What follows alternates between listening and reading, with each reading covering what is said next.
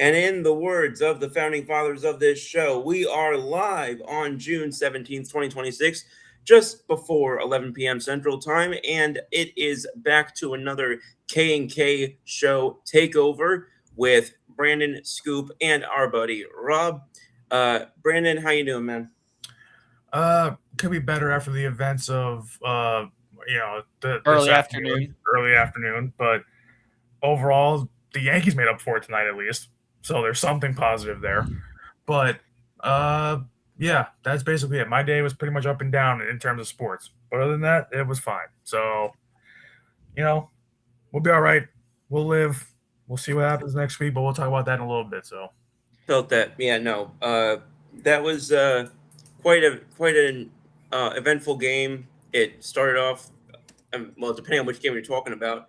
As far as the Yankees are concerned, you mentioned that Carlos Rodon made it interesting at times, but ultimately kept us in it enough for the offense to take over and do its thing, and it ended up being a decisive win right before you go and take in the next game of this series tomorrow, if I'm not mistaken. yep, I'll be So, there.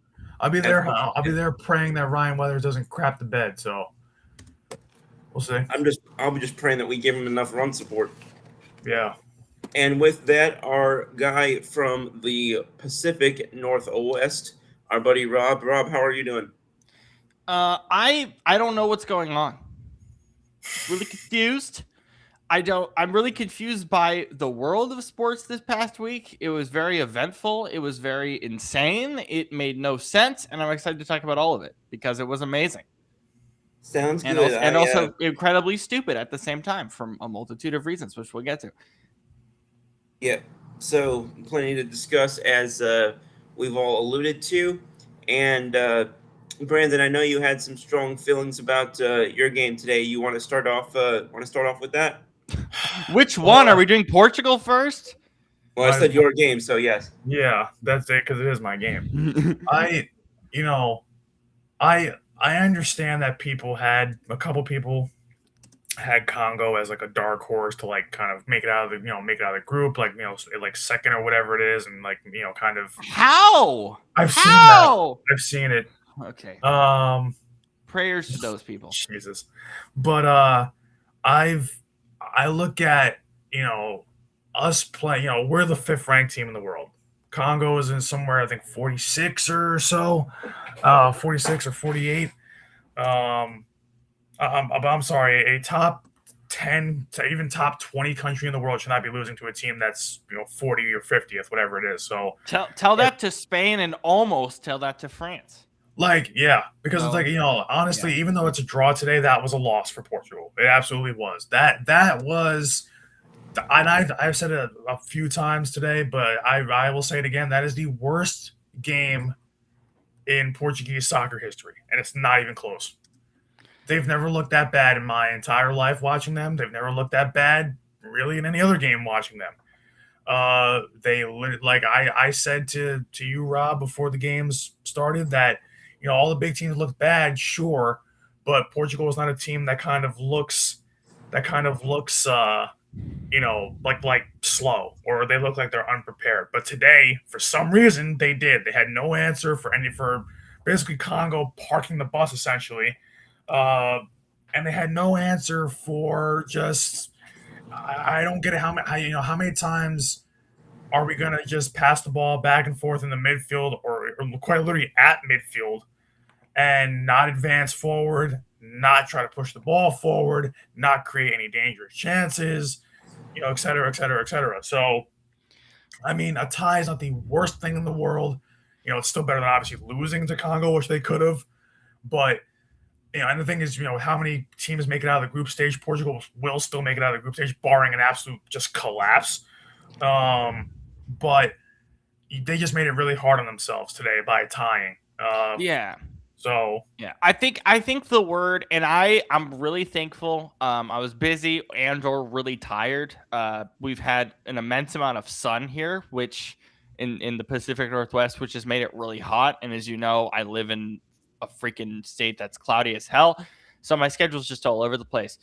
But I'm really glad I didn't spend any time watching Spain, Brazil versus Morocco, And even France, because look, France won, but it took them 70 minutes. It shouldn't have taken them that long. And then your game today. Yeah. And I called you after I got done with everything I had to do in the morning. And I was like, listen, man, this is the story of this entire World Cup right now, because you can't, even Colombia came on after wiffle ball, and you told me the same thing about this Colombia game that's about to finish. All these major countries, other than Argentina, other than Germany, who roasted Curacao 7-1 in a game that was basically over right from the start, that these teams, it perfectly encapsulated what we said on Thursday on What's the Scoop last week. Yeah. We said that, Mexico came out in this tournament. It wasn't obvious. It was a really weird game for the reasons that we discussed last week. But we said there's potential for a lot of these teams to just play flat in the opening game because they think it's so much easier.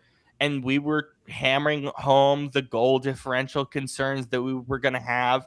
We were hammering home the potential of all these. Remember, for months we were talking about, oh my God, the group stage isn't even that important because there's going to be so many lopsided results. And impressively enough, the only one that we've seen is Germany.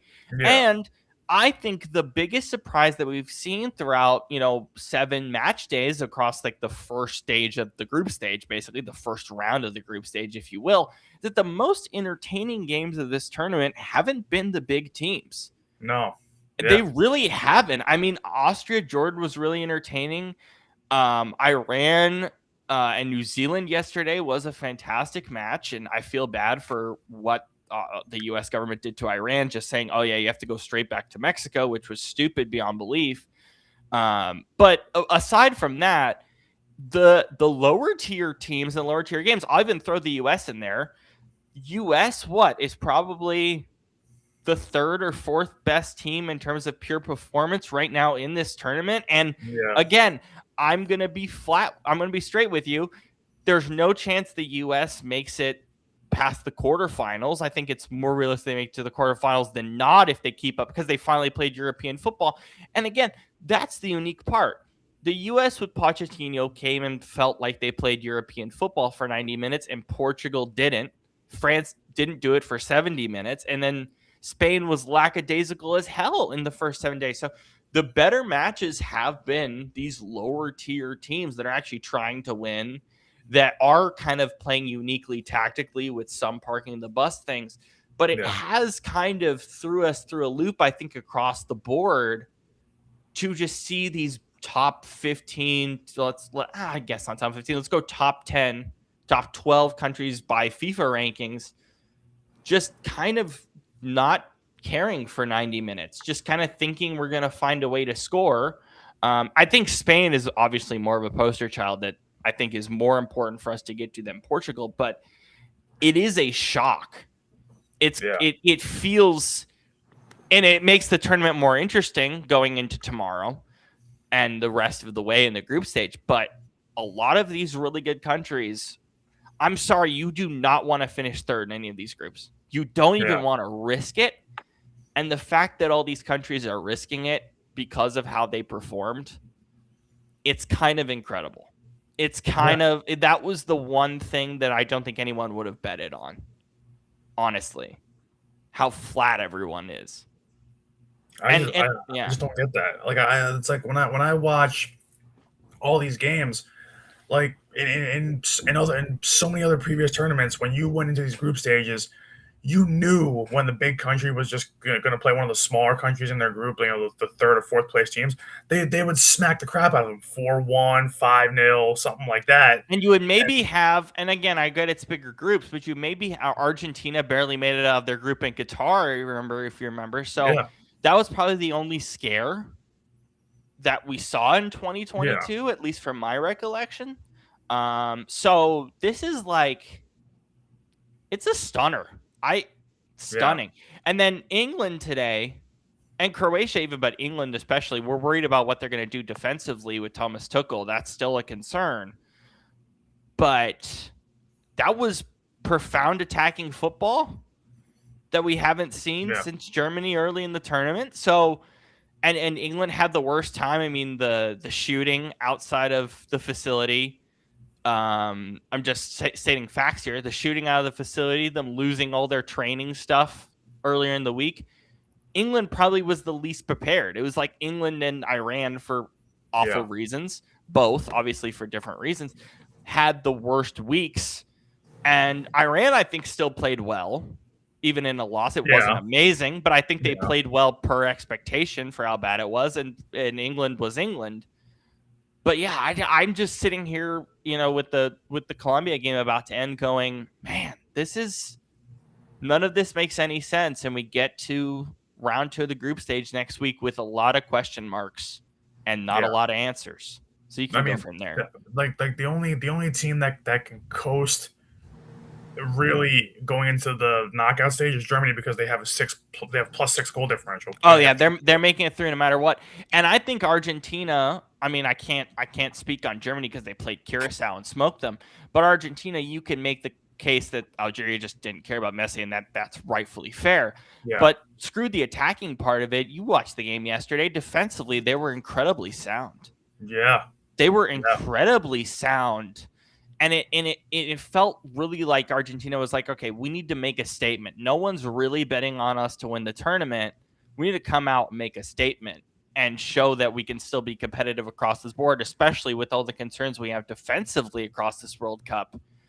Argentina probably had the biggest statement. And again, I'm not including the U.S. because they don't deserve to be included because they're not going to go far. But I'm just taking, the top 10 rankings. Yeah. Yeah. So is there any more than you would like to add from that? Because I don't want to hog the segment, but I'm just stunned. I'm mumbling. I don't know what the hell's going on here. See, like the worst part to me about what I saw today from like Portugal, since we're talking about the big clubs, is like, even though the other clubs or countries in this case, but yes, sorry, but yeah, even though the other countries were kind of sleepwalking through, like the big countries were sleepwalking through their games, like, they were still creating chances. It was kind of just, the other team was kind of just, the other country was just on the, kind of keeping themselves alive or afloat in these games. But when I'm watching Portugal today, and the thing is, they made such a big deal out of Portugal having the best midfield in the world and the best midfield in the tournament. That was the talk of the town. Absolutely. And there was not a single cross from that midfield into the box. Not one today. Yeah. And I'm like, or there wasn't even a shot attempt on goal from midfield today. The first shot attempt on goal from the midfield came in like the 90th minute, and it was Bruno Fernandes. Like, that can't happen if you're Portugal.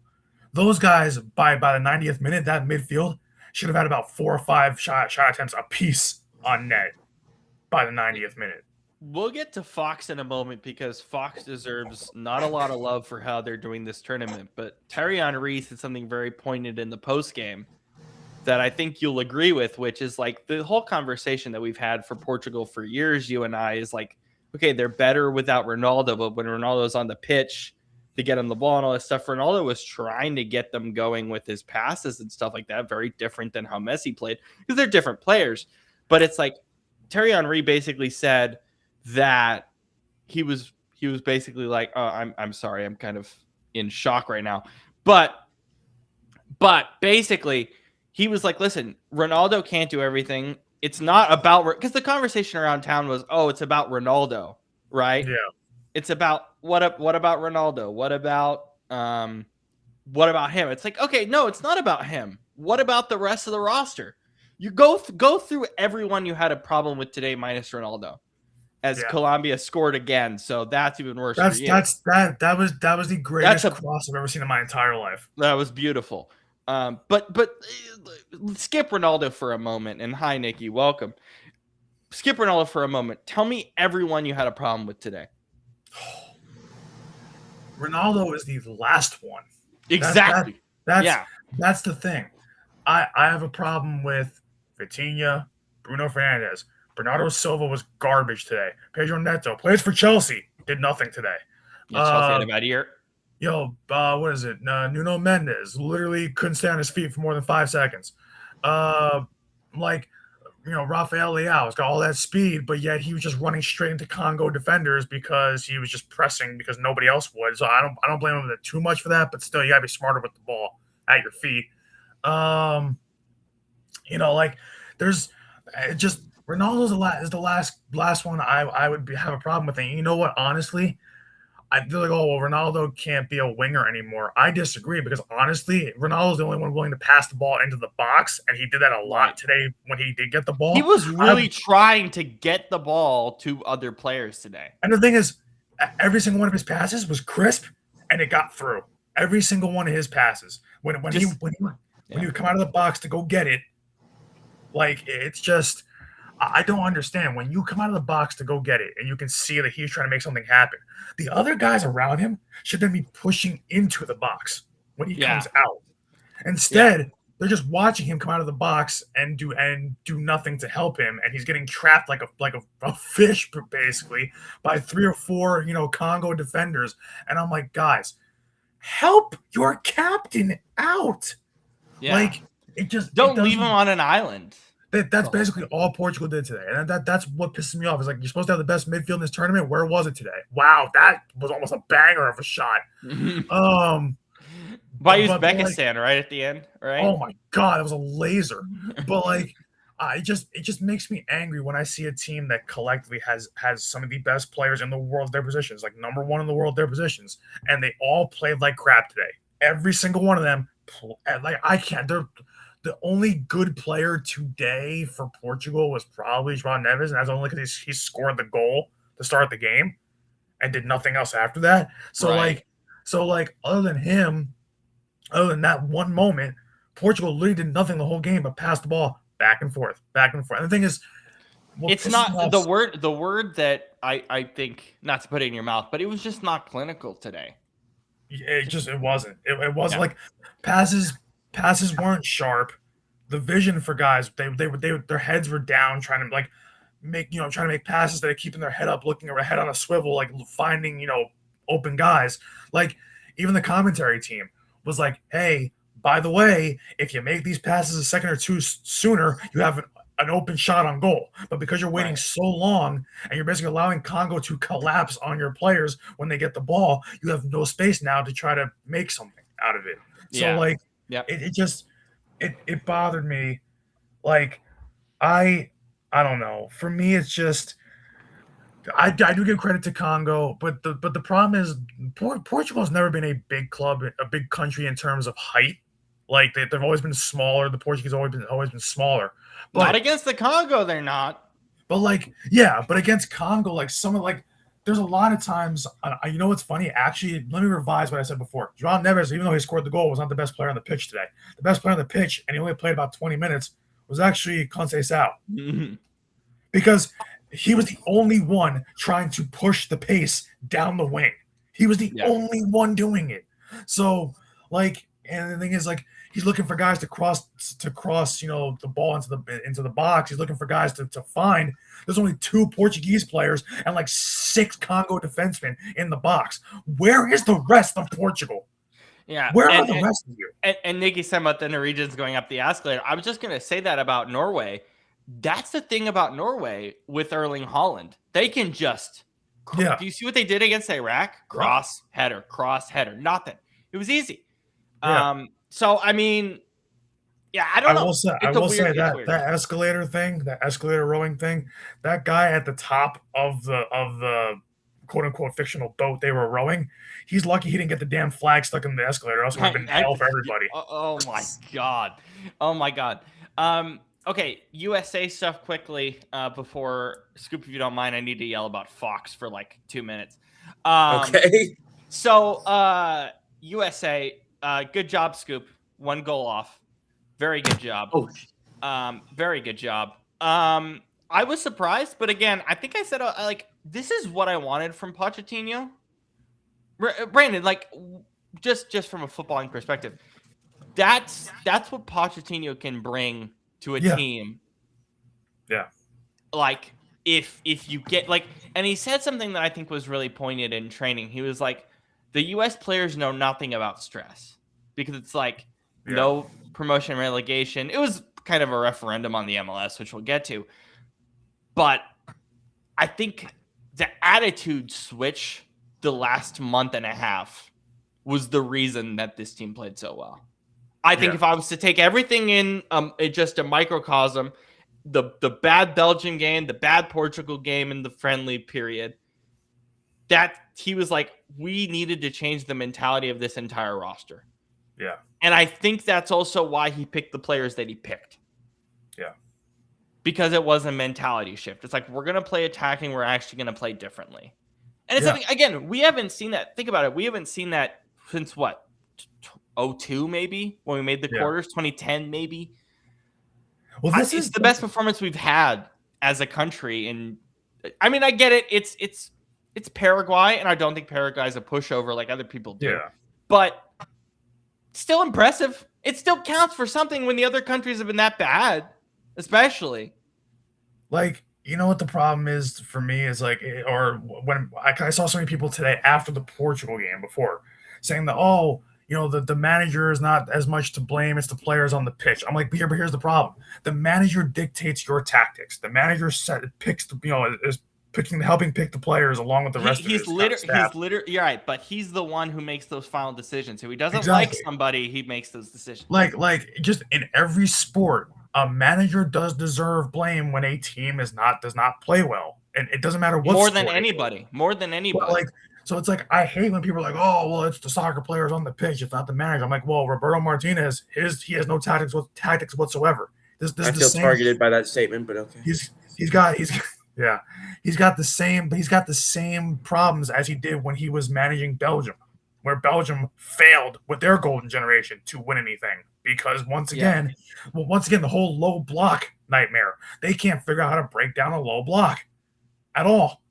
So did Wemby last week, but it's different. Well, yeah, but same thing with Portugal today. Like, when you're a manager.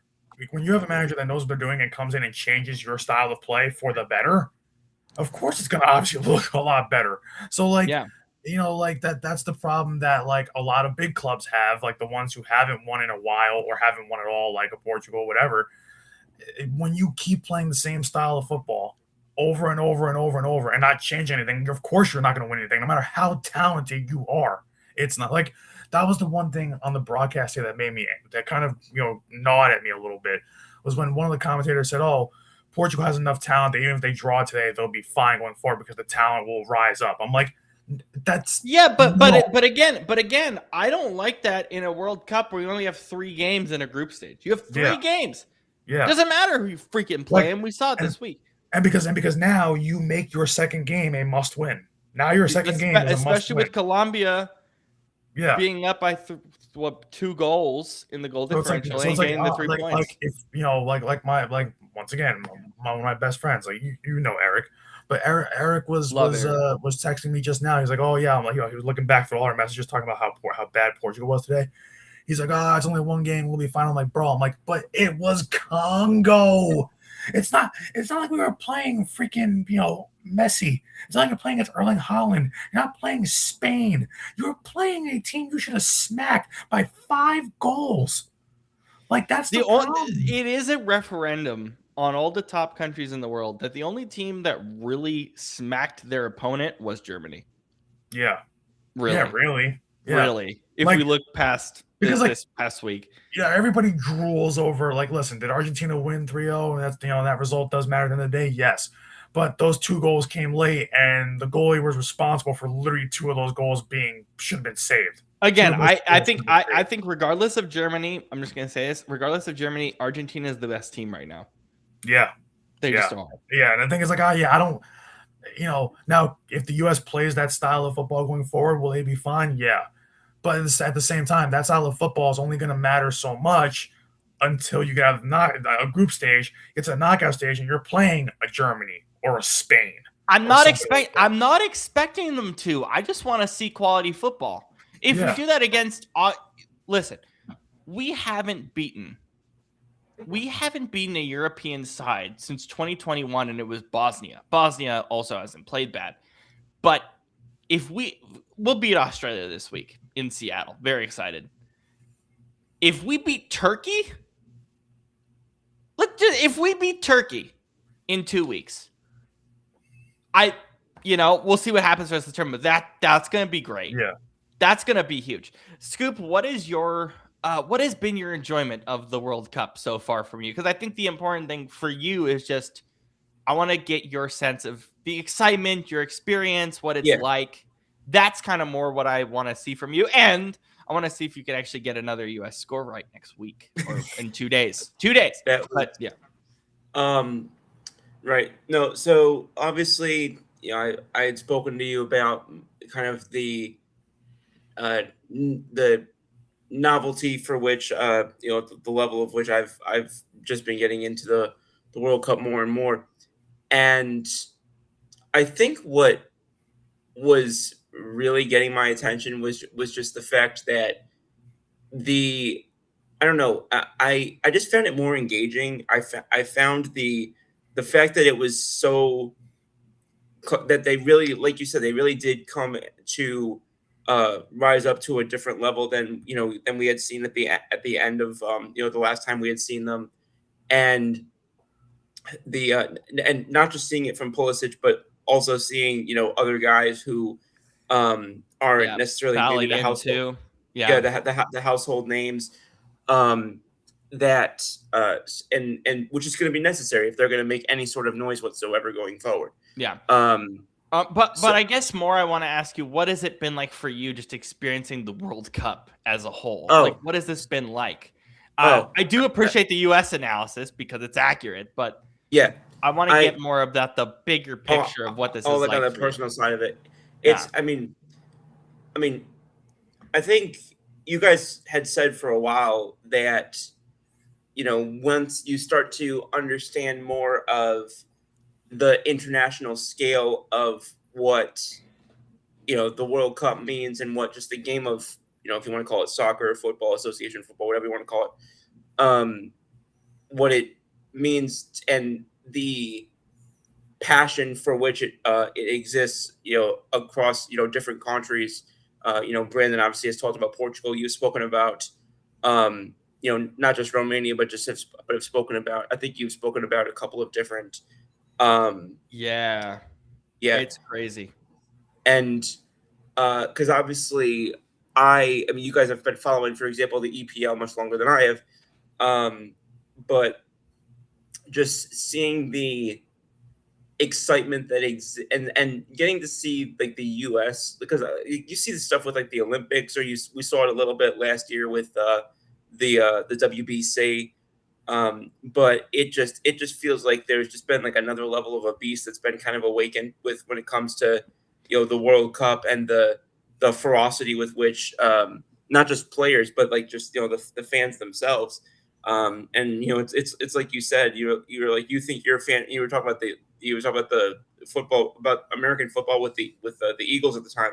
He was like, you think your fans are crazy. Wait until you see fans of like Germany, or fans of Spain, or fans of England.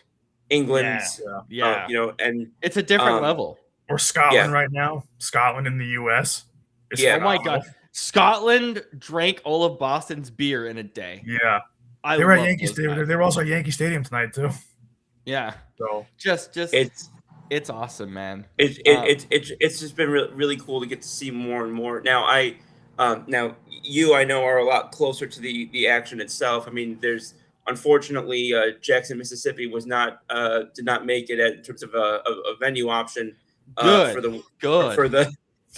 sorry, but good for this season. But it's not. I was gonna say it's not. They wouldn't need one hydration break. They would need 17. Yeah, they would need 17 hydration. Why do you think I have a 40? Sorry, I don't mean to be doing like a product placement here, but why do you think I've got? Fine. Why do you think I've got a 44-ounce friggin' Sonic water here right now? Why do you order water from Sonic? Don't you have a tank? A tank? You have a sink behind you. Bro, have you heard of the Jackson water crisis? Yes, but where does the Sonic water come from then? They've got better purification than we do where I live. Okay, I respect that, but that is awful then. I'm Oh, it sad is. for you. That's Oh, awful. it is. The Jackson water situation is not great, but that's not what the show is for. Okay, so I respect that. Damn. Okay, Yeah. Fox, I'm sorry. I love you, but you deserve a lot of, I guess more. I wouldn't say hate, but I'm upset with Fox at the moment. 10 lashings across the ass. Okay. Yes. Okay. So here's Scoop spilled all of his That's precious fine. Sonic water. I So didn't why don't spill you just anything. get? I didn't Why spill don't you just anything get at a all. Sprite? Why don't you just get a Sprite or something? Okay, whatever. How does a Sprite hydrate you? Yes, it does. Oh well, no, it's soda. It's no, soda. I was just gonna soda. say, what are you on? I got the FIFA World Cup from McDonald's. I got the small plastic cups. Those are great. Anyway, so who at Fox decided it was a good idea to put the legend Rebecca Lowe, who's we've seen her on NBC. Yeah. Fantastic. Probably her and Kate Scott are the two best presenters, regardless of sports, Yeah. in the world at the moment. I don't think there's much debate on that. Zlatan, great. We love him. Just a joy. Thierry Henry, who's been really great. He's brutally honest, and I love it. And then you have the American Alexi Lawless, which again I ask. He would have been better with Peter Schmeichel, and I apologize. The other dude with the difficult name, I apologize vehemently because he's great. He would have made more sense traveling the country with Rob Stone than being next to that crew. They hate him on that set because, of course, he was not going to be welcomed on that set. You have two legends of the game from Sweden and England. You have the best presenter in all of football right now, in all of the world, I would argue. Well, I was going to say, isn't Thierry Henry French? Oh no, he's French. I'm an idiot. I'm sorry. Yes. Yeah. Why is Alexi Lawless there? Is he just there to make hot takes? I swear, I can't even put on that halftime show because I don't want to hear what he spews. I don't care. Have you seen when they look at him? Like, yeah, they look at him with disgust. Like I've really seen him make a point. I forget what it was. I saw him either yesterday or the day before. I'm gonna turn off my lights. I'm sorry. I got to do this really quick. Yeah, like he made a point on the broadcast, whatever it was, and like Thierry Henry and Zlatan were like looking at him like, bro, are you serious? Like they actually said to him like, no, like, no. Why do we need MLS defenders everywhere? Why are we vehemently defending this dumb league that sucks? Oh. Why are we defending this? Tell my manager that. My manager said to me tonight, he's like, I gotta get you into club football instead of just the country stuff. I'm like, no, because I don't want to watch the MLS because the product is garbage. I will not watch the MLS. And it's like, and I respect them trying to promote the MLS, but listen, Fox has the B tier package. Why are they promoting their B? Why? What's the flipping point? And then the Fox execs, again, I throw this with a massive caveat that this report is fairly unverified from Front Office Sports. So massive caveat here. But apparently, Fox executives were upset at ESPN's coverage of the World Cup, which I don't understand. Why do you care about what ESPN is putting out? Why do you care? They're the ones getting restricted. You have all the highlights. What are you doing? And then I have ESPN FC on the background right now on ESPN2. Just a quick plug. You know what? I'll give them a quick plug. You know why? Because they're great. They've been great all tournament. They've been amazing. They've actually properly given us analysis. And Alexi Lawless is spewing crap. And it's like, so I'll let the announcers slide, like the actual game announcers, because they're not the problem. They're actually mostly fine. I would argue John Strawn and Stu Holden have pretty good rapport. It's just it's way too American for my taste. Because I'm sorry, you should have English commentators. You should have Derek Ray and Rob Green do the final. They're the best commentary team you have. I I don't understand. I'm so happy that that Fox is going to lose this contract because they probably will lose it. And you know what? Give it to Netflix. I don't care. I don't want Fox to do soccer coverage anymore. They're so Americanized. They care about the MLS way too much. Their executives are complaining about other networks' coverage while their coverage is just unwatchable at the moment. And it's like, again, they are the ones that are spewing this thing that USA is going to win the whole thing when you should be talking about Portugal and Congo. You should be talking about Spain. But no, we're just going to yell about the fact that US won 4-1. We've moved on. We're like 3 match days over. What are we doing? Who cares? Know what the worst part about this entire World Cup and it's broadcasting. Fox. It's Fox. Yeah, and it's broadcasting is Fox. And it's not just that, but it's like this whole World Cup broadcasting wise. Well, not even just the presentation of it all. It just feels like such an American excess schmooze fest that it's like look at all the great stuff America has. Meanwhile, we're gonna ignore all the 57,000 problems that are happening around the world that involve the U.S. But we're gonna talk about how much the U.S. Here's a Carl's Jr. commercial. Here's another commercial with David Beckham trying DoorDash. Here's another hydration commercial break where we don't come back in time because we're trying to fit so many damn ads during the commercial break, and we're slowing the game down. Yeah, and then when we do get back, it's look at this beautiful stadium in Houston. Look at this beautiful stadium in East Rutherford. First of all, it's not a beautiful stadium; it's prison. But thank you.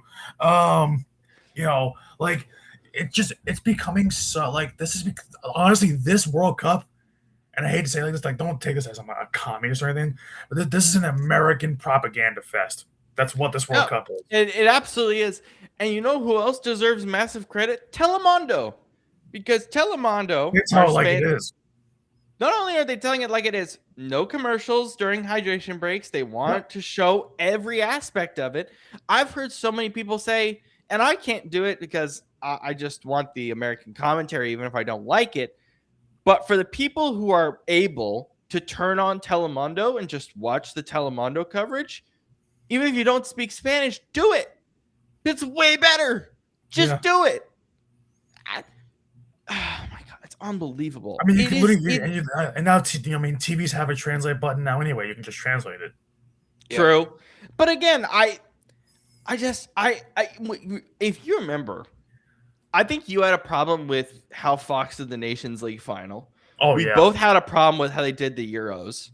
We also had a massive problem with the Qatar schedule, not the times, but the networks, because it was football season. They didn't know how to cover it with football season. It was an entire mess. And whatever else. They're really. There's no reason for them to have these talented of crews across the country and ESPN to just not even have the coverage and beat them at their own game. Yeah. And ESPN wasn't even that great, before when they had coverage. They weren't that. They're better without it somehow. I don't understand it. It's so Americanized. And then we just ignore it. There's games going on in Canada and Mexico as well. Yeah. Which they're vibrant stadiums, really fun environments, especially Mexico with it's unbelievable. We have turned, this is going to sound awful. We have turned soccer into American football in the worst possible way. The ad breaks, it's basically turned into 4 quarters, which is not what football is supposed to be. And the commercials are dumb and intoxicatingly awful. And there's so much more I can go into. The sponsors everywhere. Lenovo Game Break. And it's Lenovo AI. Oh, yeah, more AI sponsorship. Then that's just a slap in my face, given my issues with Lenovo in the last months. Powerade Hydration Break. When's the last time you had a Powerade? I don't willingly get Powerade. I enjoy a good Powerade. I had a Powerade earlier today. It's fine. It's. And by the way, like you know how much money Fox is making off the hydration breaks. We got the numbers yesterday. Do you want to guess how much money they're making just off hydration break commercials throughout this World Cup? Just make a guess. Throw it out there. Of how much money they're making, not halftime, just hydration break ads. So just the quarter breaks. How much money are they making? I'm gonna say somewhere in probably the $750 million range. Scoop. I didn't even know where to start with a number, so I'll go 900 million. $250 million. Okay, Okay, so well, we overshot that by a mile. yeah, we did. Still, they're making $250 million It's off still this. triple digit million dollars. And not to say, and this is a whole thing that I don't even know how to get to because we'll see how it develops. They bought Roku yesterday too. Yeah. So I don't know what to say about that. So I don't know. Fox. Can we all just agree that right now in the current state of soccer, none of it makes any sense. It's awful. It doesn't make sense. It's awful. It doesn't make sense and it's awful. You know what else didn't make sense and was kind of awful and was also kind of fun? UFC Freedom 250. You're not wrong. That is a hell of a segue. Listen to me really clearly. I'm just going to throw this out there. The fights, amazing. Best card in years. The political aspect of it, really awful. Just straight up awful. Awful, but also slightly funny because if you guys did notice on the Octagon, Saudi Arabian tourism promotion at the White House. What? Trump coins. Why? What? We're watching what? Okay, what else? Trump fell asleep during the fights? How do you fall asleep during a UFC event? Did he just turn 80? That's why they had this thing. Listen, How do you fall asleep when two people are punching each other's faces off? How do you fall asleep? I mean, listen. As someone who lives with two grandparents who are turning 70, it starts happening once you hit the AARP age. Once you start hitting something plus, it starts happening. So I don't blame him for falling asleep at the worst times possible. So because I'm just it happens. That's what happens when you get old. Old people sleep a lot. Just like babies. A baby sleeps a lot. Then you go to your whole adult life. You basically revert back into a baby when you go back. Yeah. So it just is. And it's and it was cool. And it the spectacle of it was fantastic. The production value, fantastic. We're not going to get into the nitty gritty of the stuff that, the political aspects of it because there's no reason to. It's been talked to death. But I just am at this place, Brandon, with this card where I'm just that was the coolest thing I've ever seen. But also it was dumb and it was stupid. And it's there was just no reason for it. But it happened and we lived through it and we watched it. And now I want a Super Bowl on the White House lawn if we can make it happen. Which we definitely can't. But that's my feeling. It's here's the thing. Not everything's black and white. Something can be dumb, stupid, awful, and amazing at the same time. And that's what that was on Saturday night. I mean, when you're especially when your two main events, when your co-main and your main were literally unexpected bloodbaths. Unexpected bloodbaths. That whole card, every fight ending in a knockout is phenomenal. Joe Rogan's awful tie. It was too short. Well, yeah, yeah, but Rogan's always making some sort of statement, no matter what, no matter if it's silly, no matter if it's funny, no matter if it's controversial. Joe Rogan's Joe Rogan, and I love him for it. Yeah, I respect him for it. Let's put it that way. Yeah, but like, I mean, just from a fight perspective, the last two fights, just to break those down, because we could break down the whole outside stuff of it. Oh well, also having 80,000 fans right outside to watching right across the road. That's was awesome. Incredible. But like, and then seeing them all go nuts during the fights was awesome. But I think from a fight perspective, and I only watched in full the last two fights. Well, I say I watched the entire card. I watched every fight, and every fight was spectacular. Yeah, that's what I heard, and I went back and saw bits and pieces. But the last two fights, I mean, I know people who were pissed off that they didn't put money on Serial Gone. I don't know why. Honestly coming into that fight, I don't know why you would, but I think I'm more mad that you and I didn't put money on Gaethje. Honestly, I was thinking about it too. Literally as we're gearing up for the main event, I'm like, damn, should I log into my FanDuel and put money on this? Because I really want to. And the thing is, like, he came in as a big on night. He's an underdog, a big underdog. And I'm like, oh, I should have put money. But the thing is, if I put money on it, he would have gotten knocked out. Right. So I'm like, no, it doesn't matter. But like, watching Alex Pereira get his ass beat, which I've never seen that before. Like him get beat that bad. That was a shock to me. Like to him get just. I've never seen a world champion be beat up like Turpico was. I'm sorry if I'm mispronouncing his name, but Topuria. Yeah, dude, his face. But that's what I said. I said, listen, Justin Gaethje still has it in him. He's got it in the tank. He just got you'll see. Like, yeah, there's an 8-year age gap, but the last thing to leave a fighter, whether it's boxing or MMA, the last thing that leaves a fighter is power. So like it's why Mike Tyson can still he might not be able to fight long, but he can still beat someone's ass if he connects with a punch. So does that power stay in your teeth? Like. Yeah, true. Yeah, but it's like watching Justin Gaethje. Like I knew Topuria was in trouble in that fight. Literally halfway through the first round, when he just usually you start blocking the jab as you get into the fight. He didn't block the jab once at all from Justin Gaethje. Yeah. It was just jab. Like literally, you could see his face quite literally after every jab, his face just bled more and more and more. I'm like, okay, like this is insane. And then the worst part is like it was crazy because when he started to time Gaethje's jab, Gaethje would switch it up and then start trying to go, what's going on top of my house? New Jersey during the World Cup. Brandon's house is on fire. Yeah, honestly, I wouldn't be nothing was surprising about where I live at this point.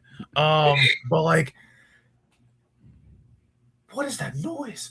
But I swear, it's the weirdest thing I've never heard this in my life. It sounds like either crickets or a mosquito alarm. I don't know what it is. I'm so worried. There could be like some sort of like monster outside. Wait. I don't understand. Wait. It's Dana White giving you a fight contract. Are you sure it's on your end? No, yeah, because it's outside my window. I can hear it. Okay, because I also hear a noise outside my window. Oh my god, is it the same monster? But like, regardless. Like watching like Justin Gaethje like eventually switch it up a little bit. They started throwing like they said that honestly like he's not the best wrestler on the mat, but that if he started throwing more kicks, he would start to open up Topuria even more because Topuria was starting to kind of close down the jab a little bit and kind of starting to deflect it a little bit. It was still kind of getting through partially, but starting kind of deflecting it, blocking it a little bit. But then that's when once you start blocking that, Gaethje started going to his body. There was kicks that hit his ribs a few times, a knee to the ribs. There was one that winded Topuria where I think Gaethje connected with it and then right to the almost to the liver. It was like in the ribs, almost a liver. But I'll redirect you here for a second. I'm more mad at Mark Goddard for not stopping that fight in it, the third round? Was it third into fourth? Yeah. Over Herb Dean, because I think Herb Dean giving Pereira a chance was actually kind of okay. It wasn't smart, but it was okay. Yeah. But the doctor saying he can't fight, and then Goddard's the doctor went like this to him and said, "No, he can't. He can't because he could. Scoop, his right eye was literally, his left eye was like this. Both I know. eyes. I know. see. I watched Yeah. it. Not Yeah. even. It wasn't even the one eye. It was both. And he's literally telling him to follow the finger. He couldn't do it. He's literally saying no, he can't fight. So why is the ref overruling the doctor saying no? Stop this. Why are you overruling it? Mark Goddard Like- should be suspended for a year just for doing that. I'm sorry. And I Yeah, like like- Mark Goddard. And but the worst part was it was after the amount of time you have in between rounds to make that determination. It was about 2 minutes. you You get have a 2 2-minute minutes. clock. That was You got 4. 2 minutes. That was 5. Screw 4. It was Um, it was bad. It was really bad. Yeah. All right, Scoop. What was your impression of UFC Freedom 250 as a non-UFC head? Yeah. So I do want to emphasize that fact that I can count on one hand the amount of UFC fights I've watched, and more. Is most this your of them have first been one? Have you seen a UFC card before? I've seen 3 of them. Oh, you have. Okay. Yeah. Okay. I just wanted to confirm that we're not confusing like boxing or something. We're talking straight MMA. Yeah. Okay, good. Okay, continue. Excuse me. The valid confirmation, because I do confuse those, but no. Yes. This definitely. But either way, I was. I know that this is like a very just sort of like rookie thing to say, but the hair on that the guy who has like the purple and orange hair was just. Oh, Sugar Sean! Yeah. I so didn't think about the fact that Scoop would react to Sugar Sean Sean's. Strickland. No, I Sugar was- Sean O'Malley. Oh, not sorry. Yeah, Sorry, O'Malley, yeah. Strickland got arrested. Yeah, sorry. Yeah. I'm tired. I messed it up. My bad. Yeah. No, it's O'Malley. fine. Oh, Matt, I Yeah. forgot about that. I didn't tell him that O'Malley was going to be on the card. We didn't tell him about him, so that's kind of amazing. Yeah, Yeah. that's just who O'Malley is. Yeah, I was in real time while I was watching this thing. I was looking him up. I was like, "Who is this child?" He's wild though. Like He's O'Malley's a wild dude. He's a wild dude, man. But He's he's wild. he's so good. He's so Yeah. good. Okay, but- I love that. That's your first reaction at the White House in the background. It's Sugar Sean O'Malley's hair.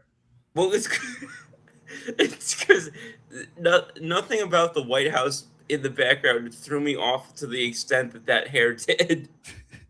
Do you What? know what wasn't actually impressive to me was the fact that after going to war with Taporia, that Justin Gaethje was still able to do a backflip off the cage and land it. Like at 37 years old, he's able. Was it 37 or 38? He's able to literally land a backflip after going to war, and not for nothing. That's another thing I brought up to you before the fight. I said, or like right before we were talking about, like he was like, "Oh, well, Taporia should beat him easily," and I'm like, "I don't know about that." Well, Like- he should have used his ground game, but he didn't. So Yeah, he didn't. But here's the thing too. It's like, you Justin Gaethje is as tough as they come, and the thing is like his first of all, his stamina, even for an older guy, is still really damn good, his and his chin's ridiculous. and his chin is one of the best in MMA history. So like, at least from what I know. Okay, wait. Oh my God! So we haven't explained to Scoop what it means by chin. That's No. a bit of a problem. Okay, so Scoop, when you get punched, Yeah. okay, the difference between me punching you in the face and you falling, and me punching you in the face and you not falling is called a chin. Basically, And also shaking it off real quick too. It's basically you get punched here, you shake it off. That's called having a strong chin. Basically, that means that you're stable enough to not Okay. wobble. So That's like, what a chin is. Like the phrase "taking it on the chin." Basically, That's basically what it is. And basically, That's you're just hard to knock out. You're hard to beat. Yeah. Yeah, that's Yeah. the genesis of it. I'm so mad we didn't tell him about all this context. Damn it. Okay. But Scoop, what else did you take away from it? No, I mean, I definitely didn't watch like the whole thing, but That's fine. I was just.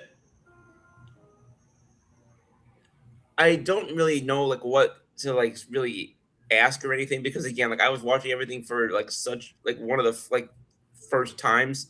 So I it's one of those things- I guess for you, what was the experience like just seeing? Because you're outside of combat sports, like you watch all these other sports, just the venue of it being the White House. Because for me, that just I Yeah. mean, just that image itself Yeah, and it's seeing definitely that is like, whoa. it definitely felt like it kind of harkened back to like I mean, as we all know, completely independent of politics, the current president had a big history with like media and reality And the and all UFC as yeah, well. and the Like, UFC yeah. and whatnot. So it definitely was. It felt very. I think the best word to use is on brand. I guess this was Oh, a this I was think that's completely fair, this was honestly. so this was something that I think it was something like it was a sight for lack of a better way of putting it, but also like I don't know, it didn't feel as weird to me as it may have in other situations. Just like Interesting. Okay. it just I don't know. It's but also in this day and age, I don't care if it's sports. I don't care if it's like whatever it is. There's just it's so hard to surprise me at this point because it's just like we've just gotten to a point where you can look at one of the biggest cable news sources and you can look at the Onion and you can't tell which headlines are which at this point. Yeah. So Yeah. Yep. Yeah. it's just Scoop. Am I hearing your soothing TV? Is that what I'm hearing? I'm sorry, man. No, it's fine. You're good. Because it is very soothing for this late night. Yeah, it is. Well, it's and again, I'd like to know how it keeps turning itself on in the middle of the night because That's I turn it off amazing. That's because amazing. I can't blame you for that then. Yeah.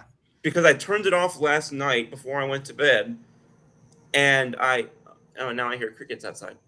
You have a ghost there. You have a ghost in your house. I'm not convinced. I'm not convinced that there's just one at this point.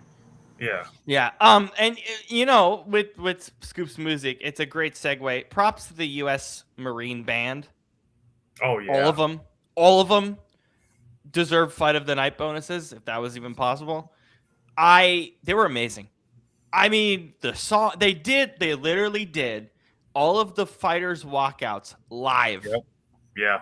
And they did it perfectly. Think about this. The card was 5 hours long, and walkouts are what on average? 2.5 minutes, 3 minutes, sometimes Around longer. there. Yeah. I'm talking just for one fighter, so 6 minutes.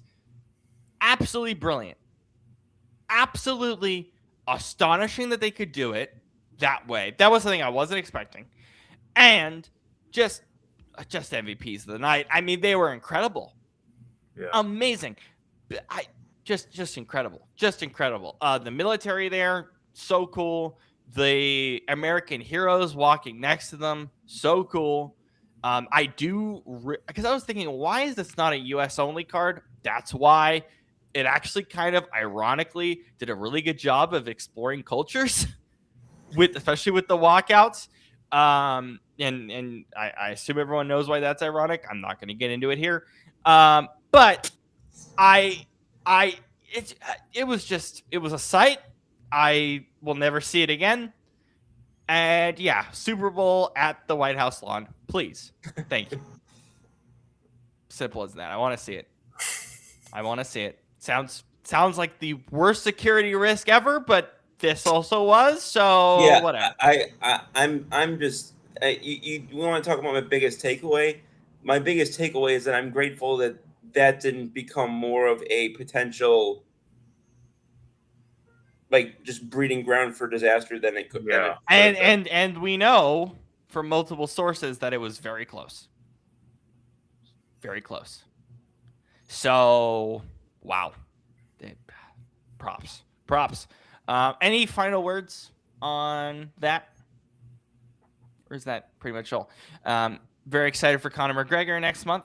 Oh yeah, Max Holloway. Yeah. Conor and Max 2 is going to be fantastic international fight week. What do we expect out of Conor at this point? Like, I have no idea. Double champ does what the F he wants. Yes. But funny enough, if they will do outside workouts, I think we're going to see a lot from that. I kind of just want to see how he works out. Is that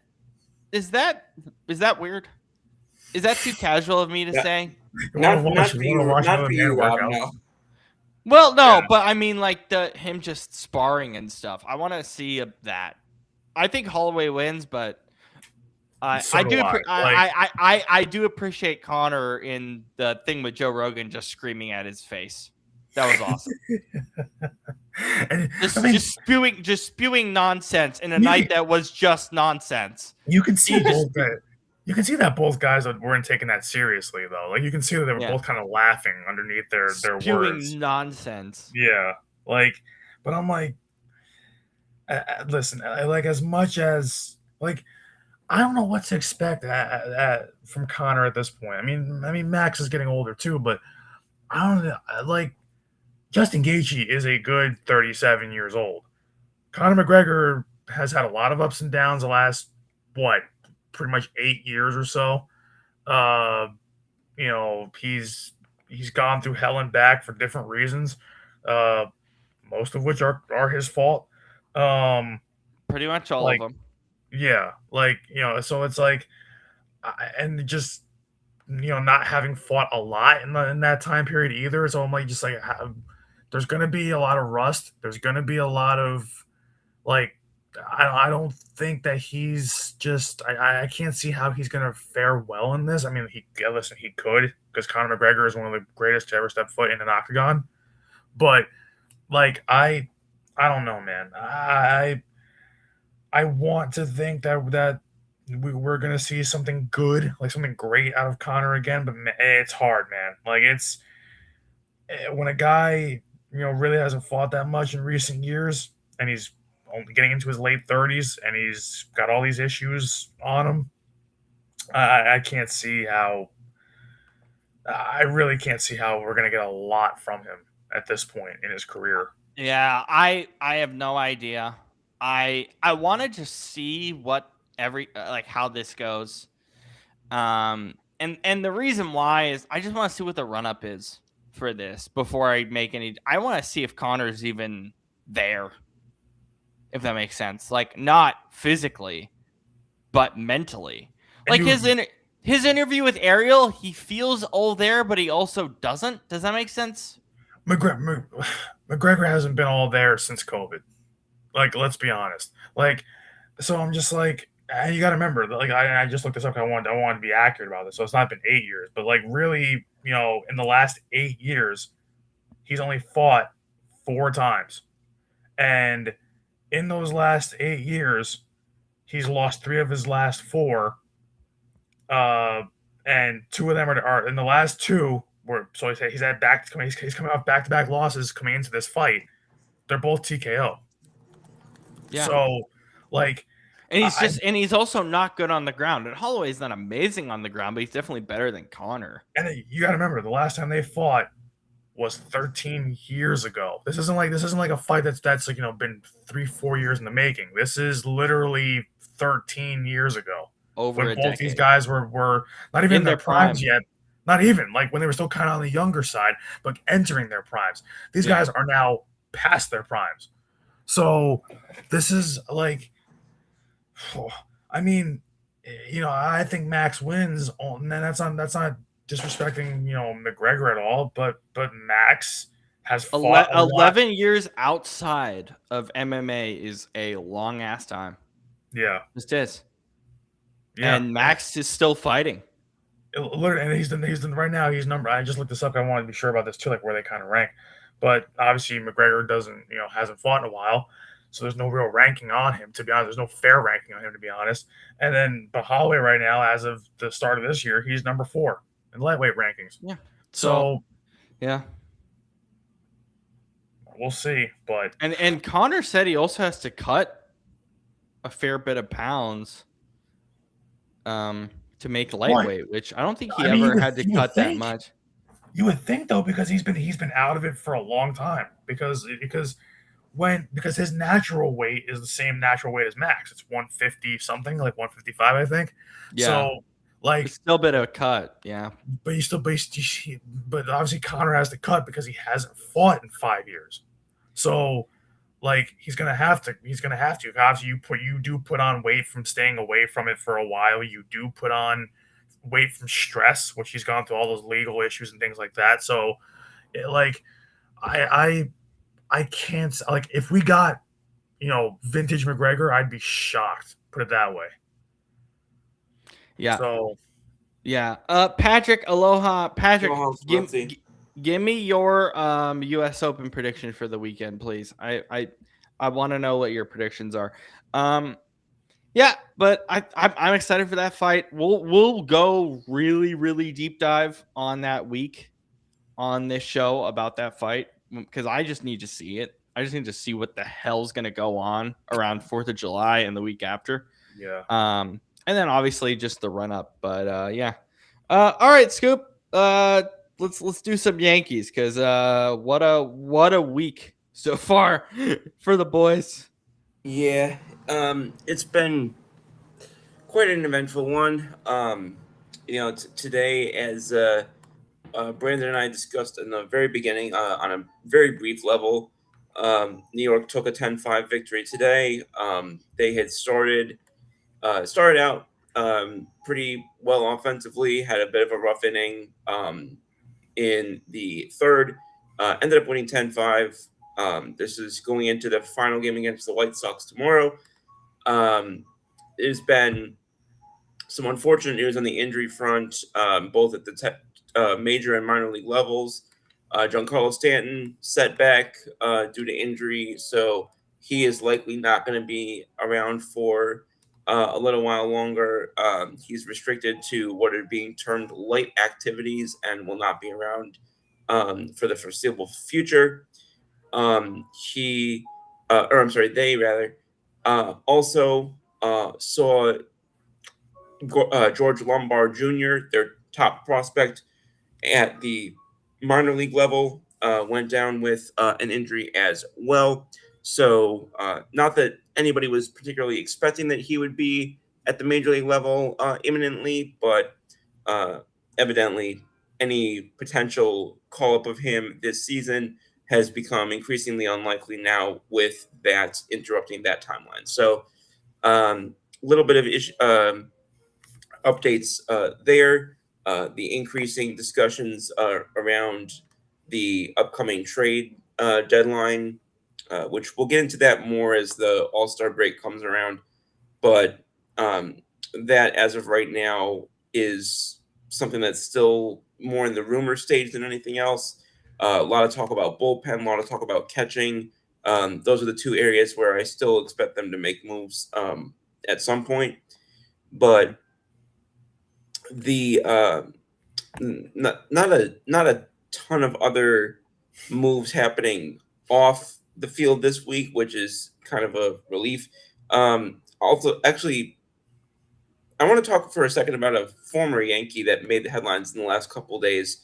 Did anyone see what happened with the Padres Orioles situation that went on with Ron Marinaccio hitting Gunnar Henderson and getting suspended 3 games? I did not see that. Was it I didn't vicious? I didn't even hear about that. Yeah, so there was the Padres Thank you, Orioles Patrick. series Thank you so much for that. where Helped me out for this weekend. Thank you. thank you, Mr. Wiltsey, and I've had I think 3 cups of that. No way you had today. As I was saying, I've had I think 3 cups of the dark roast coffee in the since the beginning of this week. Okay. So, Oh, thank God! When you said 3 cups, I got scared. I got really nervous. If I had said 3 cups, I would have been inadvertently interrupting everybody on this show. Oh yeah. No, but it's fine. I just got scared for a second that you had 3 cups of coffee. I got very nervous. Okay. No. Especially with the stuff that I had to do earlier today, it would have been a bad mix to have 3 cups of coffee with that.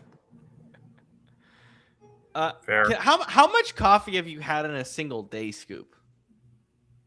Today or like what's in the most general, I've had like in a in single your day? life? Like what's the most you've had in a single day?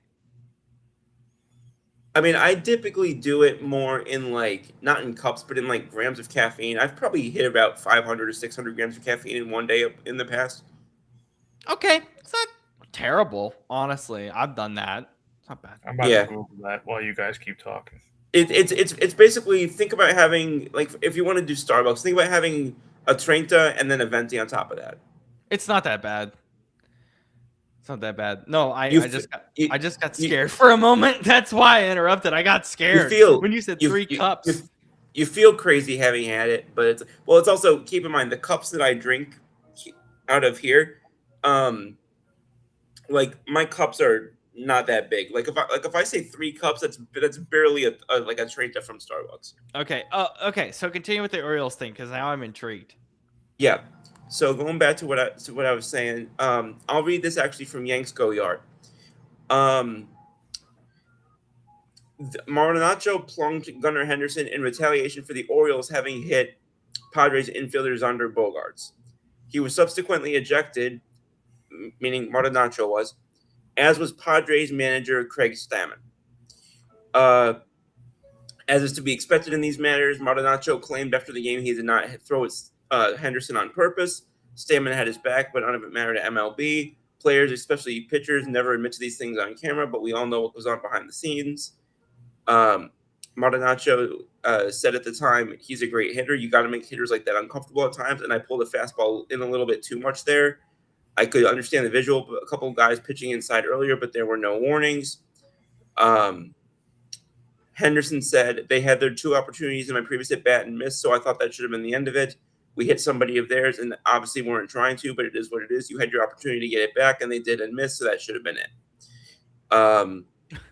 But as we know in Major League Baseball, that's not it. Yeah, it says, well, if this drama sounds tired, it's because it is. We all know how this ends. Bogarts was hit by a pitch. The Padres retaliated by going after Henderson, who was the Orioles' best offensive player. Neither dugout was happy. In some cases, players confront each other from the dugout and bench is clear, but rarely does that result in punches thrown these days. In this case, Marinaccio got 3 games. 18 shots of espresso, Patrick. 18? Scoop, help me. That's a lot. I would have been in the hospital. So would I probably. Damn. Okay. I'm surprised you haven't been with the cup of noodle situation. I had 3 cups. I had 3 cups every day for a week. It wasn't that bad. God. Yeah, but do you know how much you were actually pushing it to do that? I was fine. I just had small heart palpitations. It was yes, because you shouldn't. That's result. I don't know any heart palpitation that's ever been considered small, but we're not going to turn this into an intervention on Rob right now. So why? That was the only food I had for a week, and it was good food. Between the caffeine and the salt intake, this feels like a health crisis that we're exploring here. I don't know. Do you know how much I weigh? No, I didn't. I have never needed to. Anyway, but this happens in MLB all the time, so it feels like it doesn't become a story because it happens so often. Yeah, or am I overthinking it? It happens less and less now than it used to. So that's what it's normally like. I agree with you. Like even 15 years ago, this probably doesn't make any sort of extended news, and I wouldn't even really call this extended news per se. It's just because we only do the show once a week that I haven't gotten to mention it yet, and it just happened in the last 2 days. But it's just the fact that and it's also the players who are involved. Like you get a Bogarts, you get a Gunnar Henderson. Like those are names that are gonna like if you get, no disrespect to them, but if you get like the 3rd guy off the bench for the Royals going against somebody from the Twins who was one of the 2 guys that didn't get traded last year, that's not going to necessarily be something that makes a lot of headlines. Yeah. By the way, just to reiterate, my heartbeat was at like 100 beats per minute eating those. So it wasn't like palpitations. It was just my heart was pumping harder because I was having a lot of soda. It needed to. Also, isn't that also interesting that Orioles Padres incident involves the AL East, Marinaccio, Yankees, Bogarts, Red Sox, and Gunnar Henderson Orioles. Well, the Orioles were also one of the teams involved, so yeah, that But, does. but, but yeah, but I'm Yes. saying like, it's just funny that all three guys that are basically the Yeah. main parties in that have all either currently or obviously formerly played in the AL East. Yeah. Yeah, it's Speaking of AL East, this one I found particularly funny. The San Francisco Giants. Stay with me here. The San Francisco Giants are already looking to move off of Rafi Devers, whom they got from the AL East a year ago.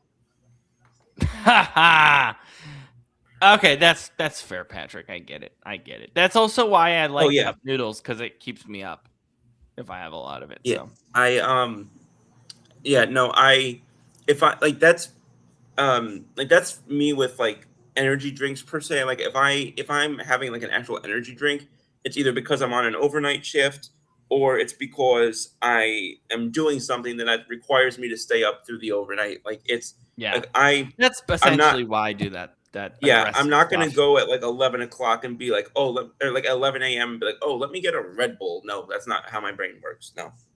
Get a Red Bull. Red Bull. My sister's brain works like that. Red Bulls. Red Bull is like, I don't know. Red Bull and Celsius, and I would even throw in cup noodles. Like, as good as they are, I had it when my parents were gone, and I stopped having them. It's because that's the thing. It gets boring, and it's just not good for you. Oh So it's yeah, like no, you absolutely. do it for a while because it's fun and it tastes good. But I'm sorry, if I had cup noodles every day, I would get so bored of them. Well, you know what they say, They're right? Like, so you know, basic. like, they say like, you know, when like too much of a good thing is bad for you, so it's like too much of a bad thing would be really bad for you. Yeah. Pretty So much, like, yeah. Well, Yeah. also just the we talk about energy drinks. I mean, we talked about Red Bull. You mentioned Celsius. The one I've been going to recently is called. Have you ever heard of Bucked Up? yeah, No, I That's have yeah, I've not heard, actually, yeah, surprisingly. that's been my go-to recently. yeah, I've heard of it. I so well, Major League Baseball coming to the All-Star break at the moment. For you guys, more than me, because it's like I'm still getting into it more and more. Is that charge to how do you feel in that charge to the All-Star break? Are you like nervous because you think about who's going where kind of thing, or is it more of like I just want to string something together? Because I feel You like the go ahead. Yankees are at You that go first, Brandon. the Yankees are at that point where it's like, okay, yeah, they're stringing stuff together, kind of at a good time before the break. The thing is with baseball is like, you know, everybody gets caught like sometimes looking too far ahead. Like, you know, we still have what, about a month until the All-Star break. So I'm not like, if we were like 2 weeks away, I could start saying, oh, maybe we're looking ahead to it, like kind of seeing where certain guys might go and whatnot. I think we're still slightly like outside the window of like, hey, who's going where or what do the Yankees like? Because right now, I still think that what we need as we get towards that break is we need to keep stringing together wins. We have to finish June strong because of the whole June swoon thing that always happens with us. So we got to keep doing what we're doing right now. We've June won. swoon. Yeah, No, June is like over the last few years. June has notoriously been a bad month for the Yankees on an annual Yeah. basis. It's bizarre. Yeah, like it's Wow. the one month where we just tank. Our stock tanks just drastically. But we've won 8 of our last 9, and that includes tonight. 15 of our last 20, I think. Yeah, and hopefully tomorrow we make it 9 of our last 10. Please, I cannot go through another loss at Yankee Stadium this year. But I definitely think that, for me, yes, I think I love Liquid Death. Not the energy water, but I love Liquid Death in general. I've wanted didn't know to there try. was I've Liquid wanted to Death try that energy water. so for so long, and now you're kind of like Did, inspiring did me. you to want just- to. have you seen those people online where like you bring people to America who are from different countries and you give them a liquid death and you think it's beer but it's actually just water in a can? I mean They're, like, that's part of I the mean, whole. that's the whole that's the whole shtick behind their design. Basically, is to make Yeah. it look like you're drinking beer. But I'll tell you Beer. what, Fire. like there, but like Fire. Scoop just sounded like a real American. He went bear, What Yeah, did I bear. just Bear. do there? Bear. bear. Like, That reminds me, we forgot a topic. Brandon knows where I'm going. We'll get that in a moment. oh yeah. Keep going. But when it comes to just the Yankees right now, keep stacking wins. It's still early. I mean, like, to me, as we're looking towards the All-Star break and the trade deadline for that matter. Which is later this year. It's August 3rd. Yeah. It's so, August. yeah. So Why? I Just to not make players upset. Okay, I get it. I don't know. But They just did the NBA thing. it's They just did the no. NBA thing and moved it. It's the reason why it's August 3rd this year is because they had moved it. So it had been July 31st. Then recently they've done it on August 1st. But August 1st this year is a Saturday, and they always want to have it on a Monday through a Friday. Why? Why does it need to be? I mean, I kind of get why it needs to be in August, but okay. I guess my other question, Scoop, is does it have anything to do with the upcoming lockout, or am I overthinking it? No, you're overthinking it. Okay. Yeah, no. Yeah. It's just they have multiple times in the past, if the date that it was supposed to be had fallen on a weekend, they'll just push it back to the next Monday, and that's what they're doing here. Okay, fair play. So to me, even though we're winning a lot of games, even though we have the best record in the AL, even though we have I think the third best record in baseball after tonight, third or fourth, but the first best record in the AL, I still think that the needs for the Yankees still remain the same. You still need everybody keeps cramming this starter narrative down our throats. They don't need another starter. They don't. I think they're pretty good pitching. They've got like a top 2 or 3 rotation in baseball. Yeah, I don't understand why everybody keeps saying that. And the thing is, ESPN did this today because Buster Olney did this today. Oh my God! Well, you need to trade your entire roster for Scooble. That's the only thing we keep hearing is, oh, the Yankees are still in on Scooble. They're still in on Scooble. I'm like, why? They don't need him. And the thing is, anything that we would give up would be a detriment to our team right now to get him. The only way you're getting Scooble is if you trade away enough that literally makes it not worth it to us. Like the thing is, if you want Scooble that badly, negotiate him for him in the offseason. Yeah, I don't understand why Scooble adding one more starting pitcher is not going to make this rotation any better than what it already is. It's literally the best rotation. It's one of the top 3 rotations in baseball, and it's the best rotation in the American League. It is. Look, so it's like I don't understand why adding a guy listen, as great as Scooble is, coming off an injury, mind you, this year, I don't understand why you would trade for that just to make that part of your team marginally better, rather than fixing the real issues like your bullpen, your catching, And can we point this out also? How many times in a row have we traded for somebody from a small market team that has never played in a big stage in their life, and it has gone absolutely to dog water? Yeah. That's fair. It's I mean, and Tariq Skubal plays in the AL Central, so he plays the teams that he plays the most are garbage. The Chicago White Sox, the Cleveland Guardians, the Kansas City Royals, and the Minnesota Twins. It's Royals, Scoop. You said rolls, like a Tootsie Roll. Kansas City Royals. There we go. I'm just confused why any team would get Scooble at this point, especially after the injury. It just seems like a terrible value proposition.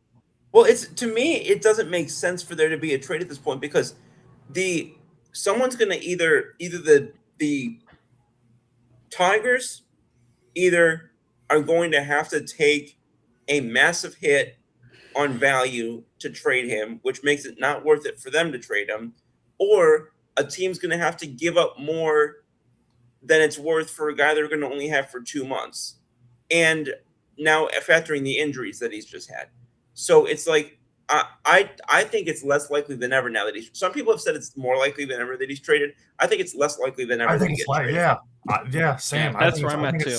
I think it's less likely than, a lot of, of course, a lot of Yankee fans, keep getting caught up in the whole, wish list, thing. like where it's like, oh yeah, you I want want this. you I want an this NBA guy. champ. You want an NBA championship. You're fine. I'm like, Yankees fans. I'm like, listen, I'm like, not everybody is the Dodgers, and it's like the Yankees used to be that way back in the late '90s. I understand that, but this is a new era. It doesn't work like that anymore. And on top of that, like people don't understand that the game, not only is the game different, not only is the league different, but people will say, "Oh, Hal doesn't want to spend like his father." Hal has a payroll of $300 million. Yeah. Are you freaking kidding me with that dumbass narrative? And the worst part about it is like, he keeps saying he doesn't want to spend, but like when the Yankees, part of the reason for these June swoons every year is because that's the month where they all drop like flies, they all get hurt. That's out of his control. So it's like, like I also think about it in this way too. Like, no matter what you would give up for Skeens, like, do Yankee fans realize that basically to get Skeens, you will you will have to give up Cam Schlittler?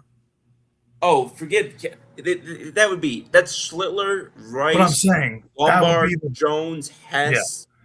But like that, but the headliner of that deal would be a pitcher right now who right now this season is better than anybody else in the American League, who's literally a young phenom. Who's like his numbers are on par with Paul Skeens since he came into the league. As insane as that is. Yeah, I still think Skeens is the better pitcher, and obviously that's not a hot take. That's just the reality of it. Yeah, but yeah. Skeens is the better pitcher, but also it's a nonsense take. I don't know even why I said it because who cares? It's just accurate, but it's fine. No, I mean no, it is. But and the only reason why I pointed that out is because you've got Skeens, who is looked at as a one, which he is a one of one. I'm in no way saying otherwise. But I'm saying that if you've got a player whose numbers are even 90% of what Skeens is, and you already have him in stock, for lack of a better way, I don't know why I said in stock. But I think it's fair because we're talking about player to player value. Ultimately. Yeah, like in house is what I'm. Yeah, in house, you've already got him. Then it's like wouldn't you rather use that capital because you've got finite capital with which to make deals? Wouldn't you rather allocate some of those resources to things that you actually need? I could see if you had 2 great starting pitchers and then 3 duds after that, your 4th best starter would be an ace on a good number of teams. Yeah. So there's a major difference between having 2 starters and then a big fall off versus having the rotation that they have and genuine needs in the bullpen, genuine needs at behind the plate, because as much as I have defended Austin Wells' defense, of course, then he got banged up, but his defense was increasingly not able to be, lack of a better word, defended when it comes to the just complete black hole he had turned into with the bat, and then just seeing, and then there's some discussion as to what they'll do. Will they do something at shortstop? I don't really know. My guess is no, because even if they decide to keep to not go back to Volpe as a starter, they still have Caballero there, who I think Caballero needs to play as much as possible. I think that he's been a massive injection of a lot of what the Yankees needed, both from a tactical and strategic standpoint, but also just vibes, really, for lack of a better word. I think that he brings a little bit of that edge that they needed. I think that he brings a little bit of that, for lack of a better word, that asshole to the team that they've needed. They haven't had that sort of I'm gonna don't F with me type of mentality that guys like, whether it was CC Sabathia or Alex Rodriguez or Brett Gardner or Teixeira, I think you might put his name in there. Posada. Posada being another. But anyway, the point being that they really, it's kind of been like, okay, where's that going to come from the last couple of years? And I think that was maybe an understated reason why they picked up Caballero, because he seems to really be, shouldering a lot of that in the last couple of months. And it's been a lot of important, there's been a lot of important moments based on that I think have helped elevate the team, both in terms of his play, but also in terms of what he's meant to them just on a cultural standpoint. You also think about it too this way. When I look at just the roster in general right now, like you have honestly and this is what we said probably coming into the season was, and I think it really kind of would have made sense. This is why I was saying coming into the season, I wanted to see a 4 outfield 10. If you had 4 outfielders, I wanted to see, Belly obviously be starting in left, and Judge in right, and then have some combination in center, or even if you want to put him in the other corner outfield, put Dominguez and Jones, because both those guys right now are playing exceptionally well. So, I mean, Jones hit a friggin' piss missile yesterday. Oh my God, that thing! The second he made contact with it, I was like, "Yep, gone." I didn't even care where it landed. I was like, "That's gone." That's just. I was a bomb. I was just like, show me, like, and this is like, just shows you how my brain works. I was like, you got to show me the exit velo on that. Show me the exit velo on that. It was like 150 miles an hour. We're probably gonna honestly tomorrow, with there being a righty on the mound, I want to see both Jones and Dominguez in the lineup tomorrow. I want to see them both tomorrow. So, like, I want to see them. And hell, honestly, because of how well they've played since, coming back this year, well, varying points, but how well they've played this year so far, I don't care if you got to stack them back to back even.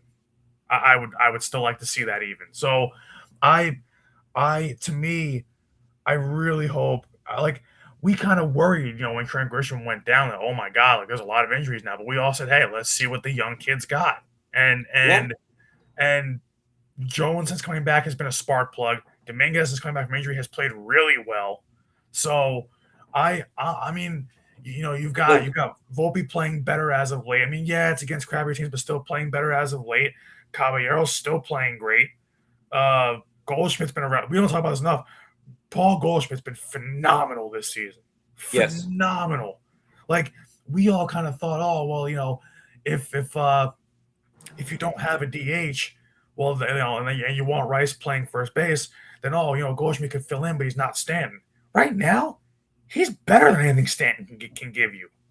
So, like, at least at this point right now. So, to me, like, I'm not going to go crazy over like the last week or so of them, really hitting well.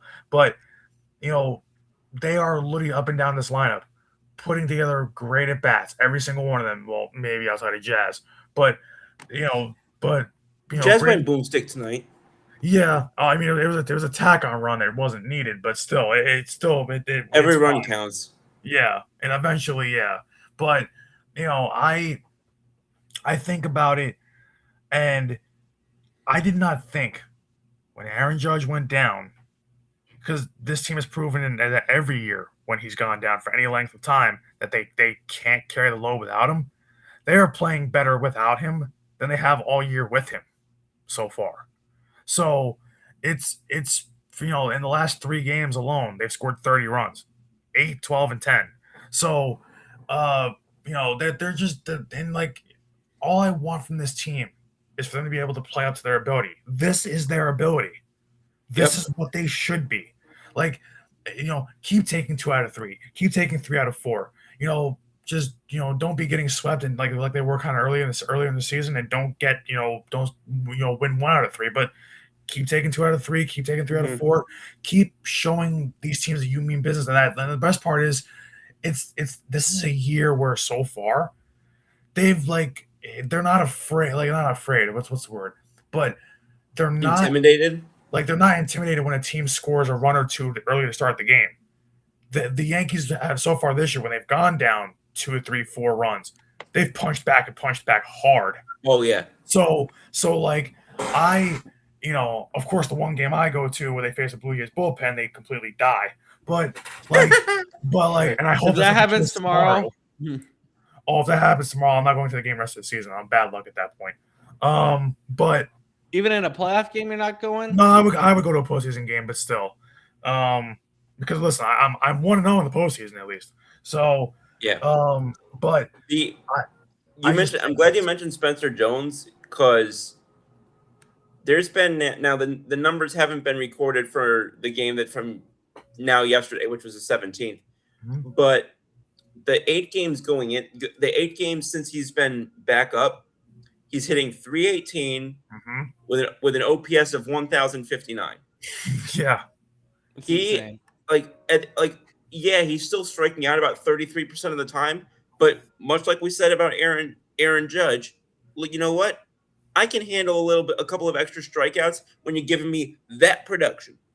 And what a lot of people, I mean, not that it gets lost in the shuffle, but the one thing that I want people to understand, because there are still people out there that still don't understand this, Cody Bellinger was the better signing than Kyle Tucker. Is that still a thing that we're dealing with? I mean, it's very small by this point because Cody Bellinger continues to shut up the haters. After every game now, he's got back-to-back games. He's got 3 hits. So, but is it comparable when Kyle Tucker's on the greatest roster ever assembled? Well, it's also Brandon, can you give me 30 seconds on this? Yeah. Okay, so for those who, for some reason, don't understand roster construction, if you have Kyle Tucker, who is a permanent right fielder, this is not somebody who can play either corner outfield. That's somebody who would be playing left field for the first time at a primary position, who would be playing the hardest left field in the American League in Yankee Stadium. So then you'd be getting another guy and switching him out of position, which has not worked for the Yankees at any point in the last years, except for that random couple of months where Jazz Chisholm became a good third baseman, and which still feels like a fever dream to me. But yeah. And then so just the fact that people are like, it's like people think that positions don't matter in baseball, and it's like, oh, as long as we compile all the good bats, we'll just stick them somewhere. What are you going to do? Teach Aaron Judge to play third? What are we doing here? Could you imagine though if Aaron Judge did play third, if he threw a bazooka across the diamond to first base? Like, he'd probably be the one guy that I would like to see play third. He might throw a hole through the first baseman's chest because of how hard he throws. Bro, can you imagine if, God forbid, Paul Goldschmidt's old ass had to play first base and catch from the he would have a heart attack and fucking die on the field. He might like, I honestly, like, if I see a guy who's 6'7", 280 pounds, who can literally throw a guy out from the wall in the outfield on a one hop to at home plate, and who has a bazooka, like a cannon for an arm, if he played third base, where that's obviously less distance to cover, that would be literally like prime Nolan Ryan across the diamond. It would just be 110 getting. Except for the fact that Nolan Ryan like walked so many people, so like at least he'd be more accurate. Like Nolan Ryan is still one of the greatest ever, but like. It's just funny to me that we were talking about that. Your choice was the guy who walked. But like velocity wise, like Jesus, like I think about it, and I'm like, but like Kyle Tucker, like everybody's like, oh well, in the last few years, or the last year, his numbers are better than Belly. I'm like, yeah, but like 2 out of 3, or I think 3 out of 4 of the last, those 4 years, Belly was the better player overall. He was. I'm like. And he also, and this is the thing that people seem to want to keep overlooking, the versatility is the major difference maker. Yeah. Whereas, you've got Belly, you can plug him in at left, center, right, or first, and which you bring in yet another guy who can only play one position in Kyle Tucker. Yeah. Then all of a sudden, first of all, automatically means you're getting rid of Stanton, because there's no way you're keeping there's no way you're keeping Stanton on the bench. That means almost instantly that you're putting Judge as your primary DH, which means that not only does that take out Stanton, but you're taking the bat out of either Ben Rice's hands or Paul Goldschmidt's hands. And obviously you're not doing it to Ben Rice, so that means you're neutralizing Paul Goldschmidt. So now you've basically taken two quality bats in Stanton and Goldschmidt, and by bringing in Kyle Tucker, you pretty much have rendered them both useless to your team. Yeah, and Kyle Tucker, who's literally, if my numbers serve me correctly, my brain, Kyle Tucker's literally either for injuries or just for otherwise, just for overall performance. Kyle Tucker has quite literally, what is that? What's the word I'm looking for? I'm so tired. Has literally, well, not depreciated in value. He's not a car. You could say that. I mean, if you're trying trading, it's fine. Like, yeah, there you go. Decline. Jesus. I don't know. Yeah. No, but yeah, like decline each of the last few years. Like Kyle Tucker hasn't been the same player that people think. Remember that he was in Houston. So, like, I don't understand how people can kind of look at Kyle Tucker and go, "Oh yeah, great player." I'm like, yeah, but he's There's also been an increasing number of increasing amount of chatter behind the scenes that his presence in the clubhouse is not the greatest. Meanwhile, Bellies is the opposite. Exactly. I mean, he's high all the time. So what do you expect? It's impressive that his plate vision is that good when his eyes don't open more than 40% of the way. And you know what it is too, like with Belly, and I mean, we're not trying to be racist. Like he's white. Still, I just needed to bring that up. Wait, but like. The thing that gets kind of, I mean, it does get overlooked because it doesn't matter really, but just in the grand scheme of things, it adds a little bit like that cherry on top. But Cody Bellinger grew up a Yankee fan. His father played for the Yankees. Bellinger played for the Yankees. Like people got to realize that Belly always wanted to be here. And then not just that, but everybody, like, I had somebody make the excuse that, oh, Cody Bellinger's MVP doesn't count because it was the Goldilocks balls or whatever it was in 2019 when he won it. I'm like, they all played the same. Every hitter in the league played the same baseballs, you oat. Like, I don't, like, Kyle Tucker existed in 2019, just so you know. Like, you know, I don't discredit. Does that mean that the Nationals MVP was also, or the Nationals World Series? Does that mean it was also illegitimate because of that? Like the argument that Belly's MVP is illegitimate because it was the Goldilocks balls is the dumbest thing I've ever heard in my life. It's not steroids. I've also never heard him called the Goldilocks balls. Who the hell came up with that? It has been called that. It has been called that. Yeah, the juice baseballs. Yeah. Yeah. Like, well, I know that the juice baseball. I've never heard him called Goldilocks. Yeah, that's You're the guy who covers baseball more than both of us. How did you not know that? Yeah, that's like the thing. Like, well, I wouldn't say he covers it more than me. We're kind of equal on that. Well, you guys are both are. I'm just you guys both cover more than I do. I don't follow it that close. Yeah, I mean, but like the thing is like steroids, you have a case there because that's up to the player's discretion. Goldilocks balls is not up to the player's discretion. That's a league-wide thing. So like, you know, when I hear that his MVP is illegitimate, I'm like, what are you talking about? This isn't Patriots Colts. No player is choosing the balls. I hate when I heard that as an argument as to why Kyle Tucker is somehow better than Cody Bellinger. I'm like, that's not even an argument. That's just dumb. Like, I just when I look at and I said immediately when the Yankees went into I've said this on the show before 1,000 times. I'll just say it one more time just for added emphasis that going into that offseason when Max Fried was on the table, when Cody Bellinger was on the table, Kyle Tucker, everybody was pounding the table for Tucker. I was like, okay, I want Tucker, but I wouldn't be mad if we ended up with Cody Bellinger. And then once Kyle Tucker came off the board, you said that all summer. You told me that. Yeah, I said it all summer. And once Kyle Tucker came off the board, everybody's like, "Oh, damn!" You know, well, all off season long, I would say not. For $60 million a year. Yeah, and people were like, "Oh, damn, we missed out on Kyle Tucker." I'm like, Cody Bellinger's right there. Go get him now because I would just get him right now. Like, and it's worked out. Worked out ever since. Beautiful. So, Cody Bellinger is one of those guys where it's like, with his contract, if he continues to play this way, you can look back on his if he continues to play this way. Like, I'm not saying for all 5 years, but if you get another 3 years of this contract, which obviously includes this year, so the next 2 years after this, if you get another 2 good years out of Cody Bellinger, you could look back on his career and say that he was a better Yankee than he was a Dodger. Yeah, you could. Scoop, why do you always hurt yourself during the show? Why do you always say ow? You always say ow at least 3 times during a single podcast. I accidentally scratched my eye. What the? You have glasses on. Yeah, which one of your 4 eyes did you scratch?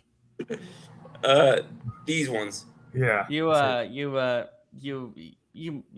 make me question humanity, Scoop, in a lot of different ways. Okay. Okay. So quick, before we go, quick update on our scoring for Brandon and I's World Cup predictions, which you have been seeing on the What's the Scoop channel on Instagram. We are currently, as it stands, let me take a look if this will load. There we go. I was checking this while you guys were talking some baseball. Brandon, you are currently up 19-18. We're doing 3 points for a correct score. He's 1 close. point. Yep, 3 points for a correct score. 1 for just a win, and then 0 for if you didn't correctly predict a draw or you just lost. Just to keep up the World Cup theme of 3-1-0. So that's been going on. We didn't emphasize the scoring system, so there's that. Okay, so predictions I have for tomorrow. Czechia versus South Africa. I'm going 3-1. Switzerland versus Bosnia and Herzegovina. I'm also going 3-1. Canada, Qatar. I'm going 4-1. And Mexico, South Korea. I'm going 2-1. Brandon, what do you have for Czechia and South Africa? I mean, South Africa is never really that much of a pushover. I mean, they're not great, but not much of a pushover. But Czechia, to me, should win that. I would say probably Czechia. I'll say 3-1 there. Okay, same as me. Good. Okay. Switzerland and Bosnia. I would say Swiss take that one. I will say That group, by the way, is all ones. Yeah. All ones down the board. That's what I'm worried about. That's what I'm worried about. That's why I'm like, I don't want to go too high with the score because I'm like, yeah, even though Switzerland should beat them by a good bit. They struggled with Qatar.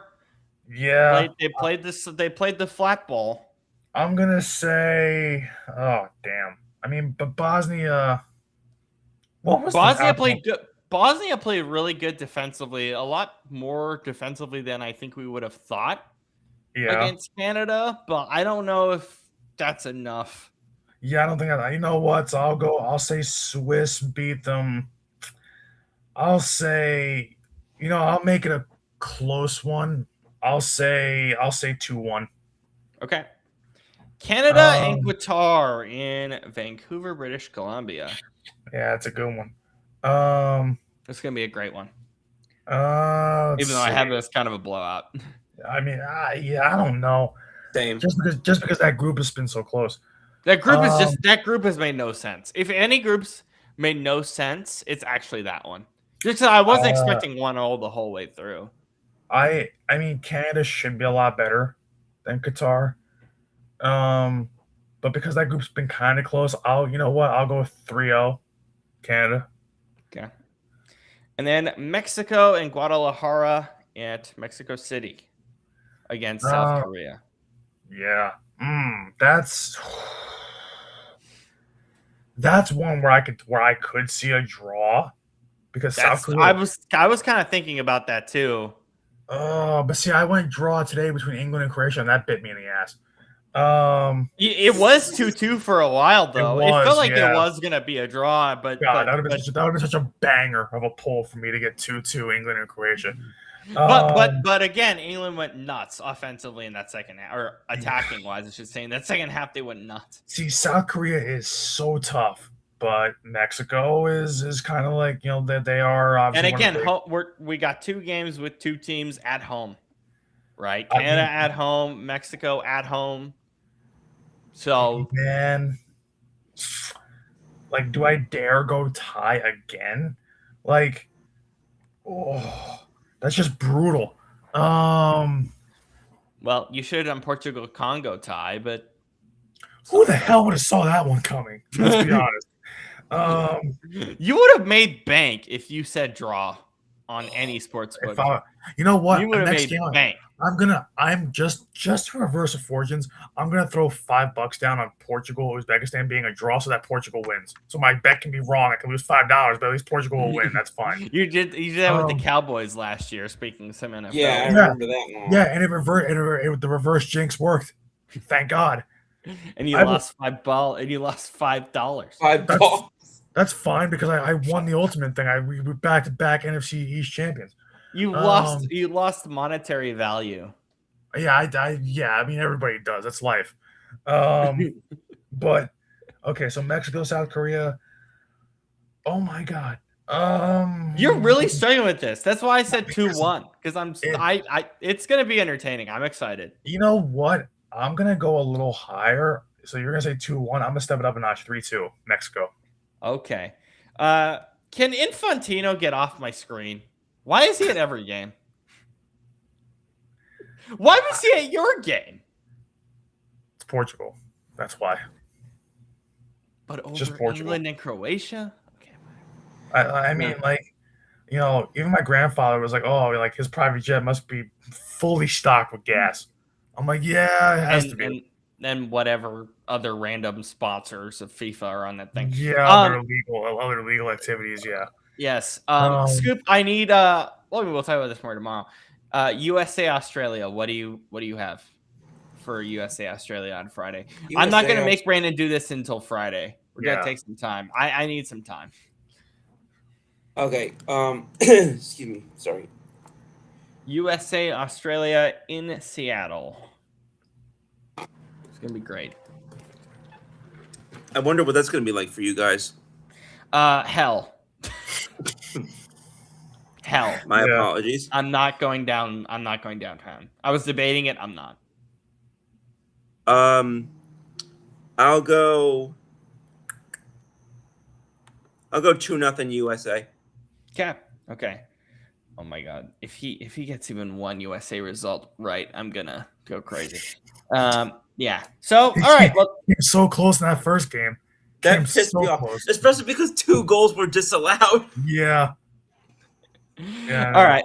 So yeah, I was working on that while we were doing that. So that'll be up here in a few hours or so. But yeah, just an update on how that's going. We'll do that throughout the whole tournament. And then of course we're gonna have the bracket challenge once we get to the round of 32 in a couple of weeks. I'm really glad my USA prediction's not going to be right. We're not going to be last in the group unless we absolutely kerfuffle on Friday. But we'll see. Yeah. Portugal being first in that group, though. Have fun, man. I don't know. Yeah, honestly, we're not going to... Well, we can't end up first now. Unless we absolutely smack Uzbekistan and Colombia, we're not going to end up first now. Well, if Colombia, struggles they lose Congo... Yeah. If they lose, if somehow Congo beats them by a goal and we smack Uzbekistan, then we end up being the top of the group. Yeah. But again, I keep saying you want to be top of your group. So any way you can do it, you got to do it. Yeah. It should be a fun day tomorrow of World Cup action. Brandon, have fun up at Yankee Stadium. Yeah, have fun, buddy. I hope.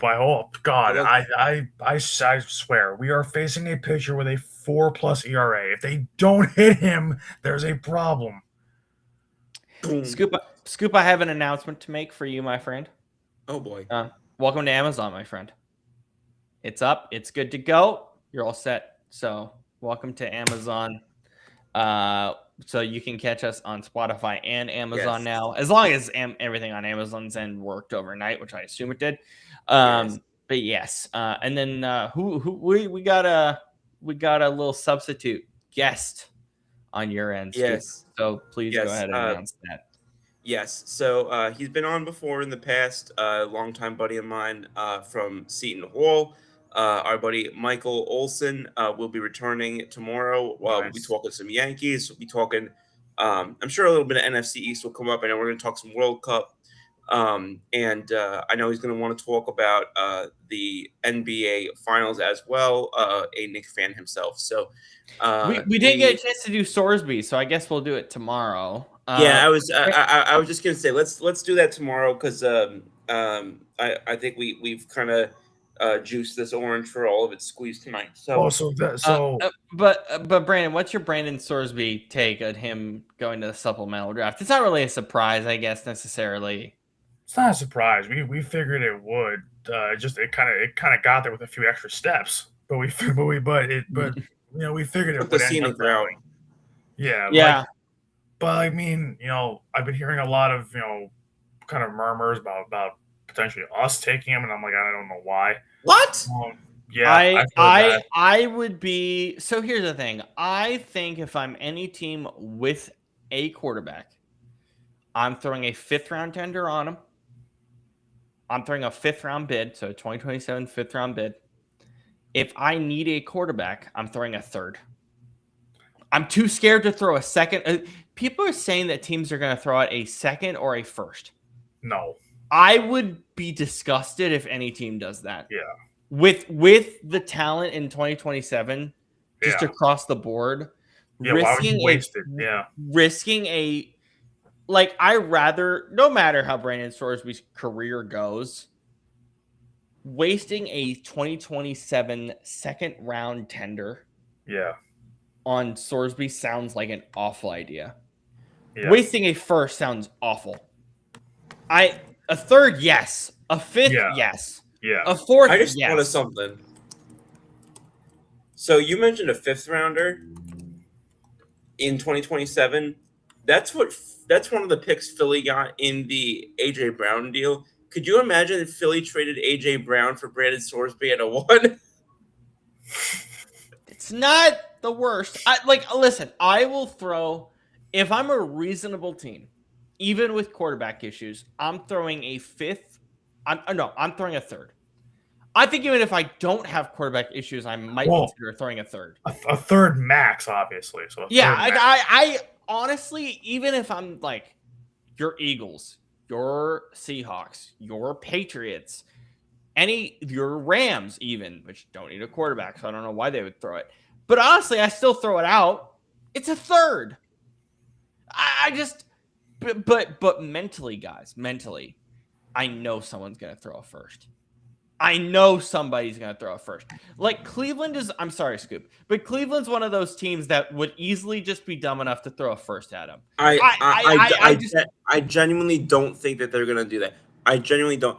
I mean, Coach Monken has already come out publicly and said he doesn't want to do that. So the Jets? I'm trying to think of dumb teams that would do it. So the Jets, would the Jets do it? I could see the Jets doing it. What terms of deal is Kyler Murray on this year? 1 year, 1 million. It's a 1 year. Yeah. It's 1 year, it's 1 year minimum. You think Coach O'Connell wouldn't do that? A 1st? You think the Vikings would throw a 1st for Brandon Sorsby? I mean, I'm not saying it's wrong. I just think it'd be stupid. I mean, whether I think something will happen and whether I think it's stupid are two different things. No, exactly. That's part of my point. Yeah, I'm just trying to think of teams that would hypothetically throw a 1st. It's not a bad thought. It's not a bad thought. The 4 teams I can think of that I think would be the Cardinals. Yes. Would be the Cardinals would throw a 1st, absolutely. Yeah. I think the Jets are another, and then who was the other team that I had in mind? There was one other team that I was thinking of, but it's escaping me now. But the Raiders, yeah. the Raiders are minimum gonna throw a 6 because they have their guy. Crap. Cardinals are a really good shout. I like that a lot. I think they would do that. How happy are the Vikings right now with Murray and JJ and Camp? Probably not that happy. I mean, even if you're happy, I mean, you've only got him for 1 year, and it's yeah. I can't think of anybody else. I can't think of anyone else that'd be stupid to do it. I mean, yeah. Well, actually, here, I'll throw a dark horse out for you. Yeah. They have a guy right now at quarterback, but they haven't been able to get a deal done with him. I know that they want to, but if Tampa can't get a deal done with Baker Mayfield, do they do something? I don't think Tampa would be dumb enough to throw away a first-round pick, but I don't hate that. When I'm answering this, I'm not inherently thinking of first per se. I'm just thinking of teams that would want to go after him. Right. Most. No, I understand that, and I could see Tampa throwing a second. Yeah, that was my thought too. Would be like a second. I'm just trying to think of teams that would be stupid enough with how good the 2027 class is across the board to say, screw it, we're going to take this kid. Now, remind me, is Sean Blee going to be in the 27 class? Oh, trade that Chambliss. Yes, sorry. Chambliss will be in the 27 class. Okay. I still have a lot of stock in him. I don't care what people say about him, being like inconsistent. I'm like, no. Like, you guys aren't watching the games like we are. Like Trinidad Chambliss looks really good. No, he does. I just question because it's like, and that's my whole thing about the supplemental draft. I don't like that it exists in the modern era because it's like if you were dumb enough to do something stupid like gamble, you should have to wait a year. I'm sorry, you just should. You shouldn't just be automatically allowed to be pro eligible and have teams bid off with next year's picks just to get you a year earlier. I don't like that at all. And again, they were basically debating getting rid of the whole thing during COVID. Yeah, I remember that. Yeah. I mean, again, that's aside the point. I'm constantly this is going to be our conversation for a month now, or for a month, is going to be what team is dumb enough to throw a first at him. Not a second. I mean, even a second's egregious. Not a third, not a fourth, a first. Because everything that I've heard from a bunch of people on, every major platform possible is that there are teams really considering throwing a first. And again, I don't know why you would, but there has to be someone that are going to do it. And yeah, I mean, you also got to realize that, like, if you're like for a supplemental pick, wide receiver is one thing, a defensive end is another. But like, we're talking about a quarterback here, which is the most important position on the football field. Is your quarterback, and not just that, but he's gonna have like literally almost no camp. He's not gonna start anyway. He's not gonna have any camp because he gets there on August 5th. Yeah, that's not camp. You just have preseason. It's just preseason, so it's like you're going straight cold into the season. Like, you're not gonna start.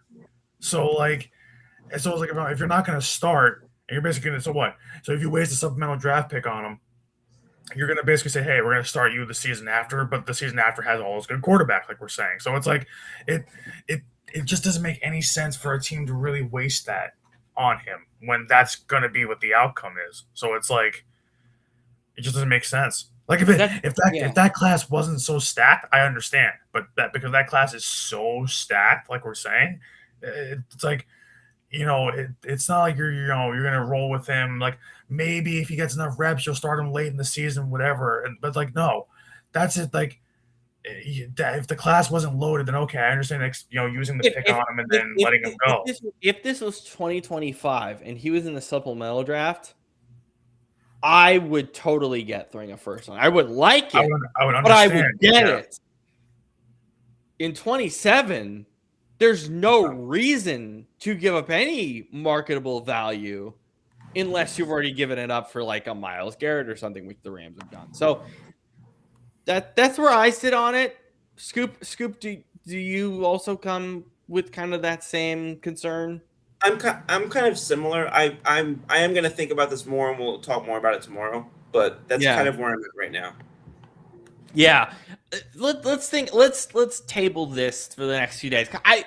In the sense of, I just want to think about what teams would throw first at him. Yeah, me too. I just want to really think about it, because I'm sorry, someone's gonna do it. Either for a PR, someone's gonna freaking do it. I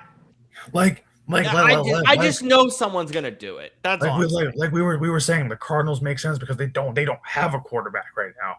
So like, but again, if you're the Cardinals, why wouldn't you just wait for 27? You're gonna suck this year anyway.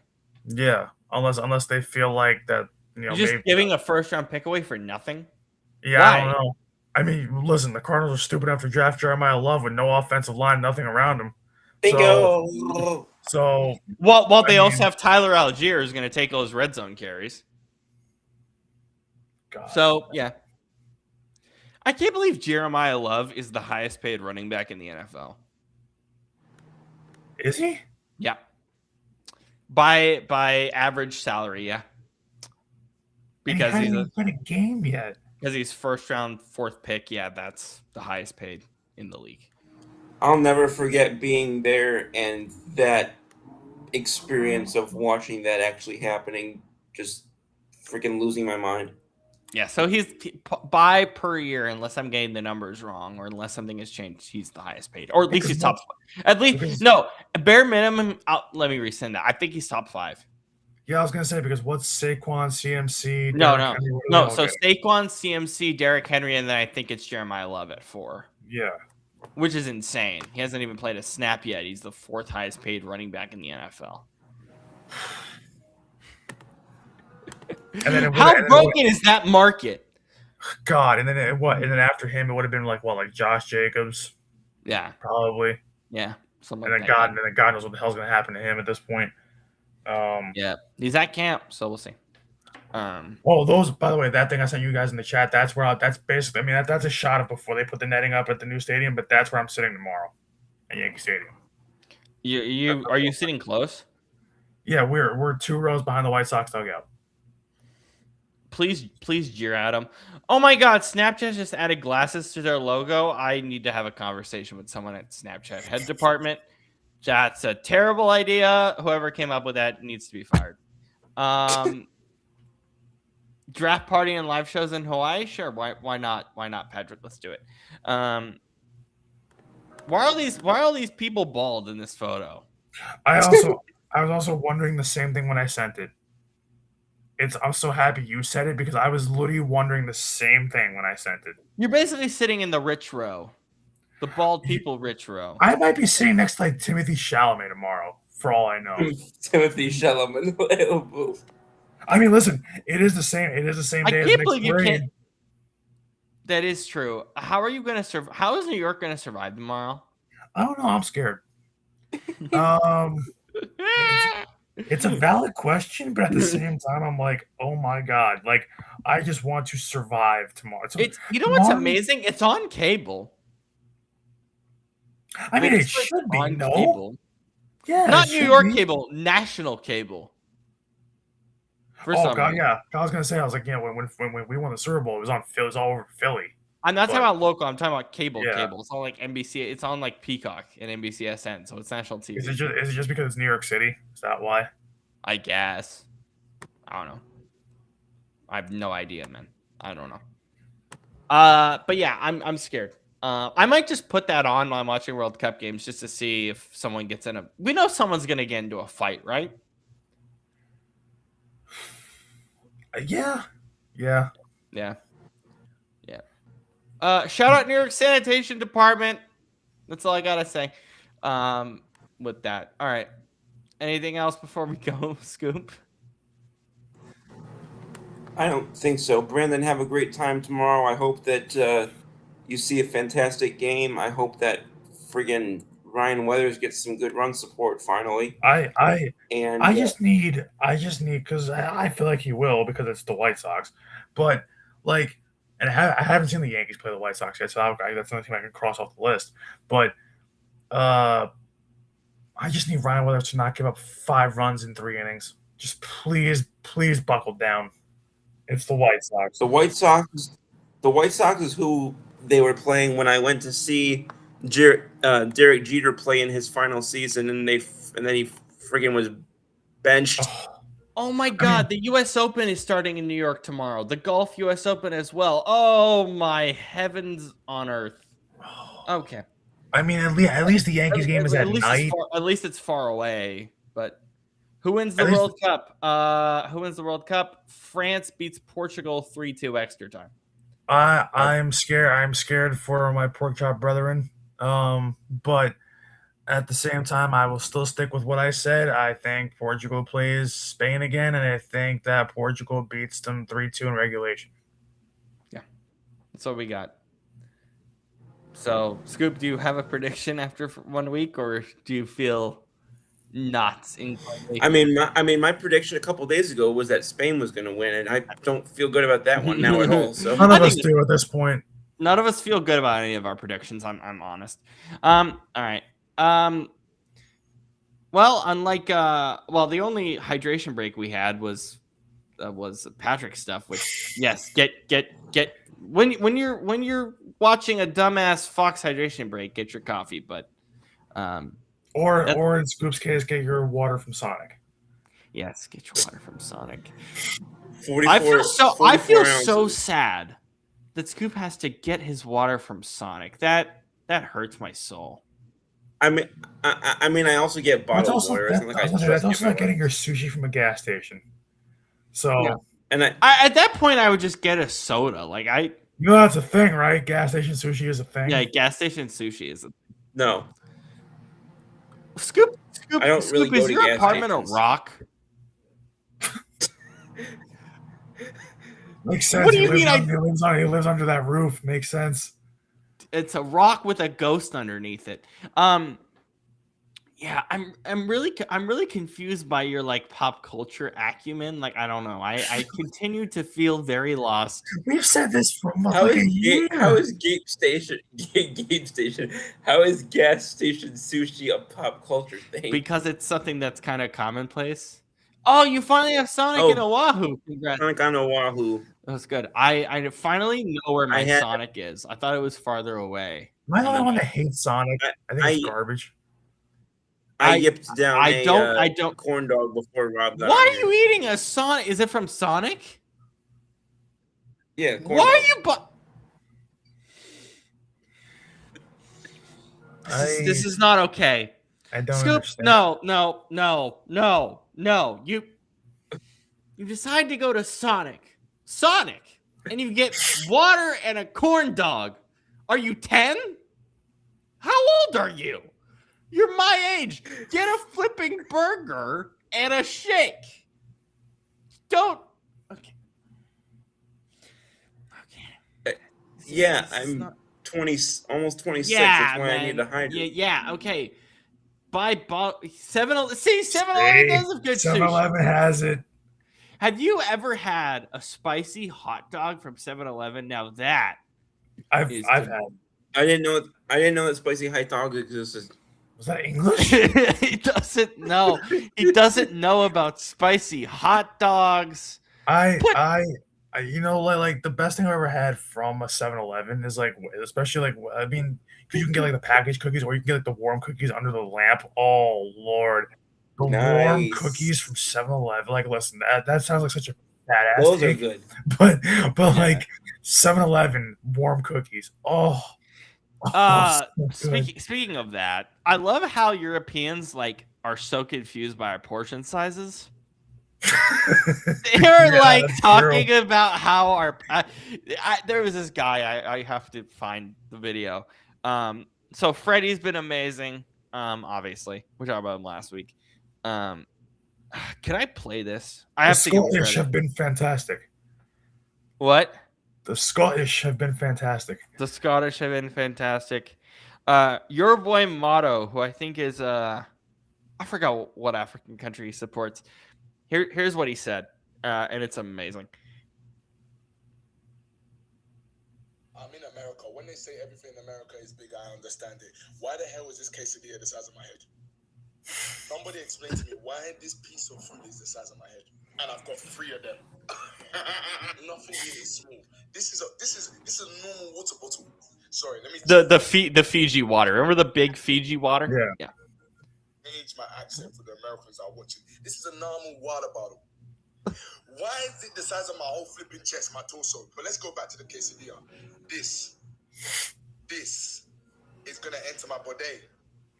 Oh my gosh, this one is like high cholesterol, high calorific, big fat material. No wonder the people here are double the size. There's no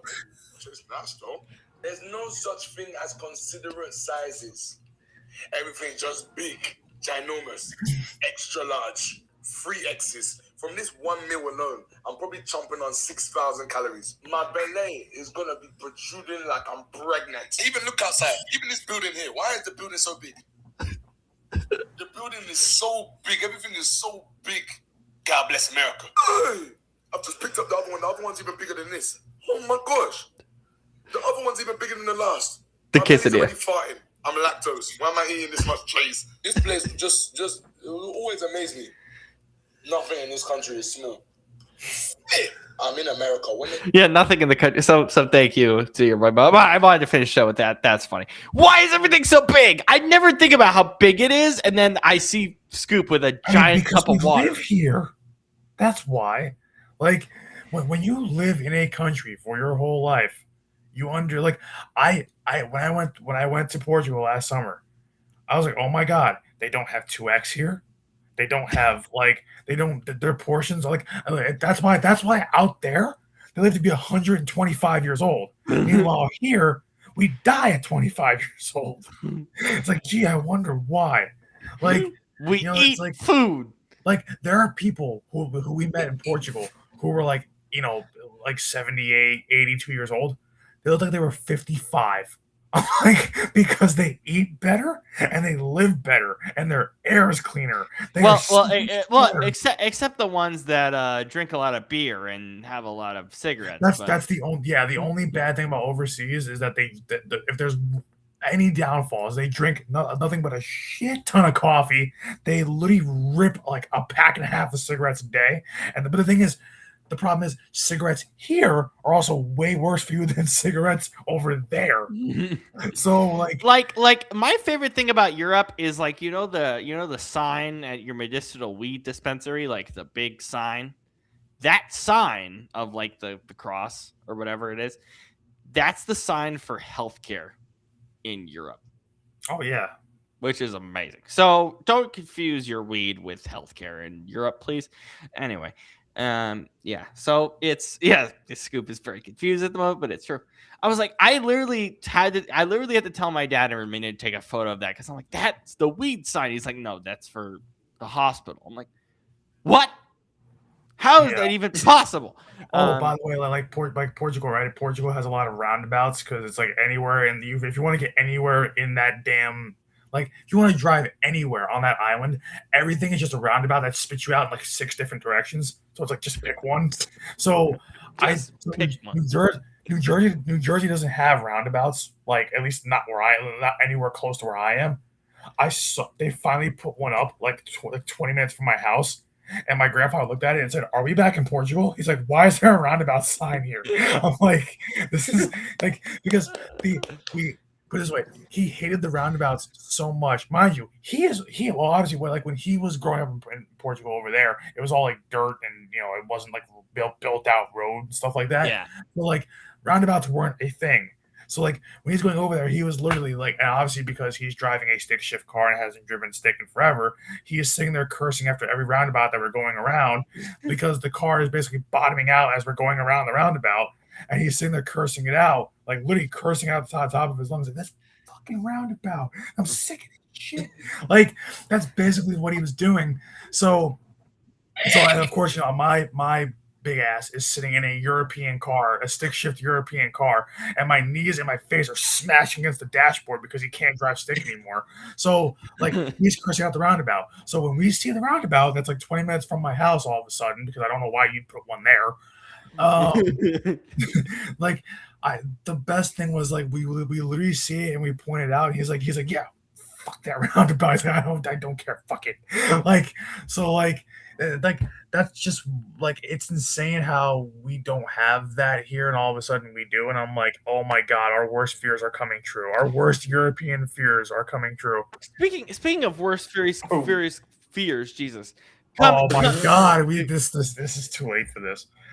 The New Jersey Transit died, and we knew it was gonna happen. Shocker!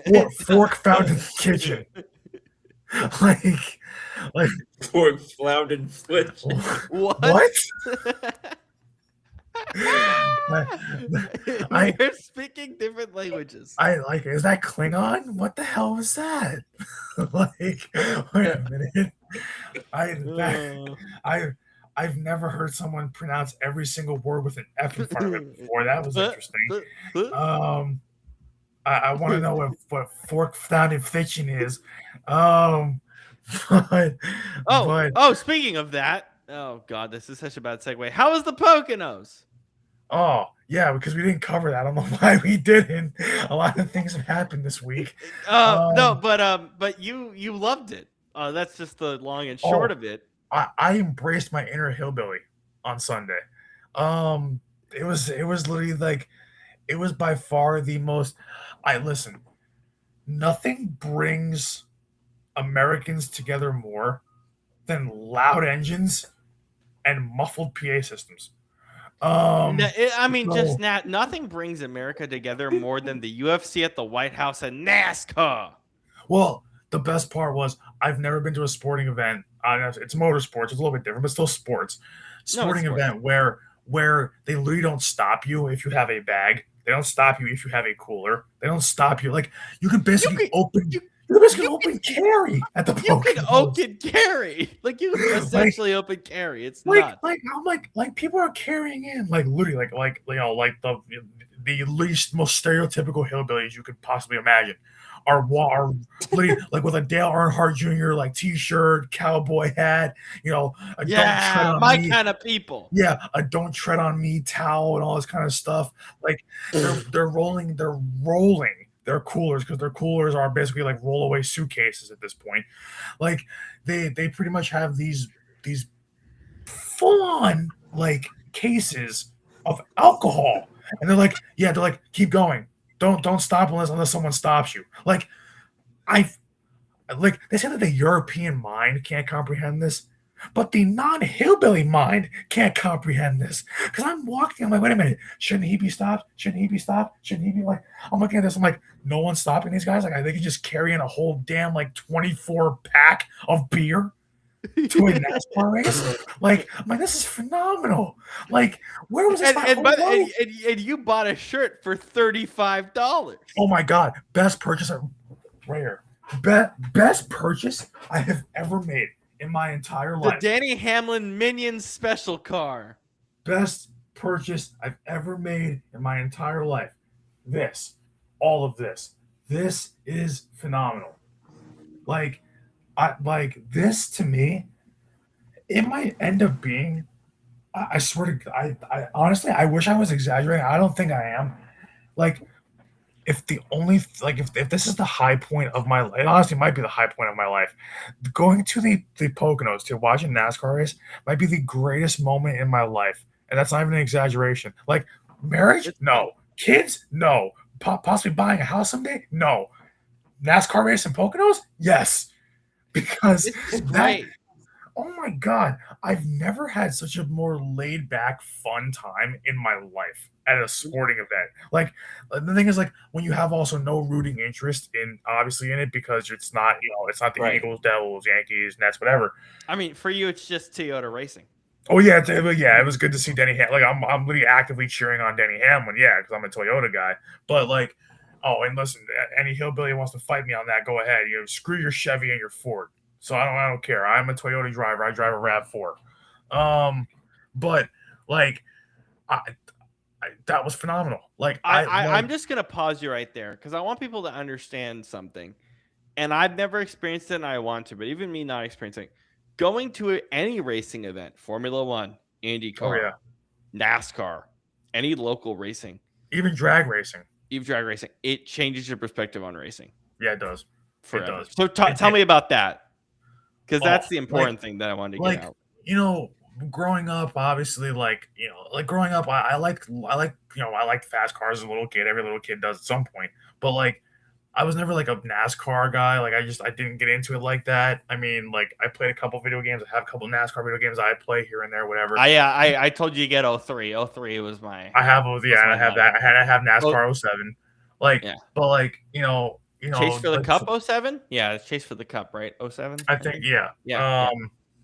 But like, and of course seeing it on TV, like when you watch it on FS1 when they show the races and things like that, like, I'll sit there and watch it and I'm like, I'll have it on as like background, whatever. If there's no Yankees, if there's nothing else on, I'll watch it. I'm like, okay, it's really cool. But Except Daytona. Daytona, we're all over it. well, yeah. But like, but at the same time, like the Tricky Triangle is literally one of the granddaddies of motorsports. So like, like everybody knows when you say the Poconos, they think you're automatically going to go to a NASCAR race because that's how synonymous the Poconos is with NASCAR. But like the crazy thing is like, I knew it was loud, obviously, because that's a lot. It's 40 cars going at 200 plus miles an hour. Like, it just is what it is. Yeah. But, because I've been to Monster Jam events where I've heard loud engines and things like that, and and big, kind of oversized. And also, once again, European mind can't comprehend this because it's louder, it's bigger. So, but like, Yeah. but at the same time, like I'm sitting there watching the start of that race. And I was like, just zoned, like I was locked in the entire 160 laps. I'm like, this is phenomenal. I'm like, we got to see a crash happen in front of us. I'm like, this is great. Like, there's only 2 crashes in the entire race, but still, it was cool to see it happen right in front of us. Like maybe about a little off to the side, but like right in front of us, right here during the race. And to see so many cars flying that fast, you're just like. You hear people drive down your block and they fly at like, or what you perceive as flying down your block at like 60 miles an hour. But 70, 80. But like, imagine a super tuned race car doing 200, like literally down a straightaway, which is where most of us are sitting, right at the finish line, and hearing, like you're hearing that nonstop, and it's like, I can understand why they call it an adrenaline rush, why they call it like a thrill to like see like NASCAR racing, because it really is. Like, yeah, any motor racing, yeah, any I just can't imagine. Like, and the thing is, people say like, oh, like people look at racing and they go, oh, that's easy to do. But I'm like, you got to realize the amount of G forces and how fast you are moving in a car, 4 or 5 Gs, and you're like, hot, and you're wearing 2 layers of clothes and.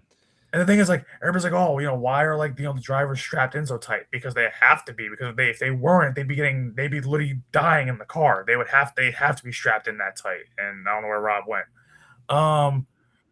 There you go. I know, but Stephen A. when he was like, golfers are not athletes. NASCAR drivers are not athletes. They just drive a car. I was like, screw off. I'm sorry. Even golf. Screw off. I'm sorry. Screw off. Screw off. Do you see how fast pit crews have to move to get the car back on track? And they actually put in gas on like F1 nowadays. Yeah, but people are like, oh, pit crews are not athletes. I literally see pit crews warming up, doing like, now you see like football players or like baseball players doing their calisthenics before a game starts. The pit crews were doing like the karaoke thing.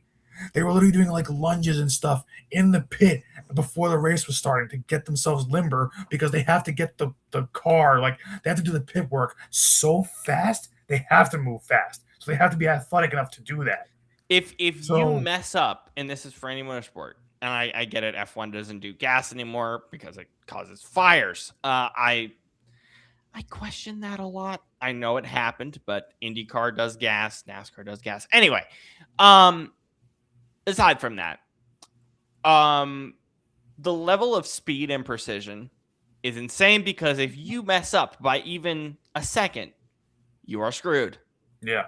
I'm sorry. You screwed your driver. It's that simple. Like there was literally one guy in the race. I forget. He drove the monster. Was it Monster? No, one. I forget what the hell that the car It's ran. fine. It's fine. Yeah. But the number 97 car he literally after like every like few laps kept pulling into the pit to get the car fixed because something was wrong with his tires. The car. Yeah. Or like you could hear it when he was pulling into the pit too. You could hear as he's pulling into the pit, slowing down. You can hear something's wrong with the car from the stands. Yeah. And the thing is, they kept fixing it, and they were fixing it, and every time he kept peeling off, it didn't sound right. Came back in so you're wasting valuable time to have to keep pitting like that because the car is not right. Yeah. So like that's the difference between you finishing in first and quite literally in last. Yeah. It's unbelievable. Yeah. Yeah. All right. Well, that's all I got. All right, that's all we got. I extended the time because I wanted to make sure that we did the Poconos thing. I'm forgetting. It's been a long week. Okay, we had a lot to do. All right. Thank you guys for joining us as always. Scoop, let us out here, boy.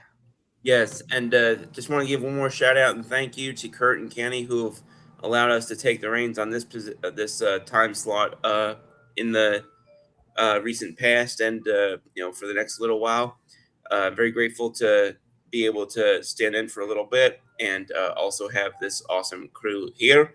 And tomorrow, Brandon, we will miss you, but we're looking forward to seeing what happens. Hopefully, your luck kind of recalibrates when it comes to being in attendance for these particular games. It's been good overall. It's just that I'm off to an 0-1 start this season. Yeah. By the way, Scoop, for tomorrow, I'll be backstage like the majority of the time, except when we do like World Cup stuff. I'll be backstage most of the time. It's just we had a lot to do. Sounds good. And then looking forward to having our guy Michael Olson returning and joining us. There'll be a lot of great content tomorrow, and Brandon will have you back on the 24th. So in not quite a week yet, because now it's Thursday here, but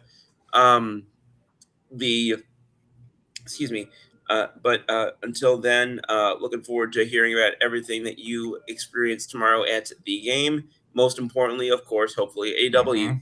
Rob, thanks again for all you did. Thank you for that incredible news about Amazon. That's super exciting. Well, I can't believe it's so easy to do. Once I figure, it takes like a month or two, but once it gets done, it gets done. Yeah, and we will, excuse me, be back tomorrow with the rest of the coverage on What's the Scoop, episode, I believe, 118. And until then, you guys have a nice evening, and please tune in tomorrow night. Brandon, we'll see you.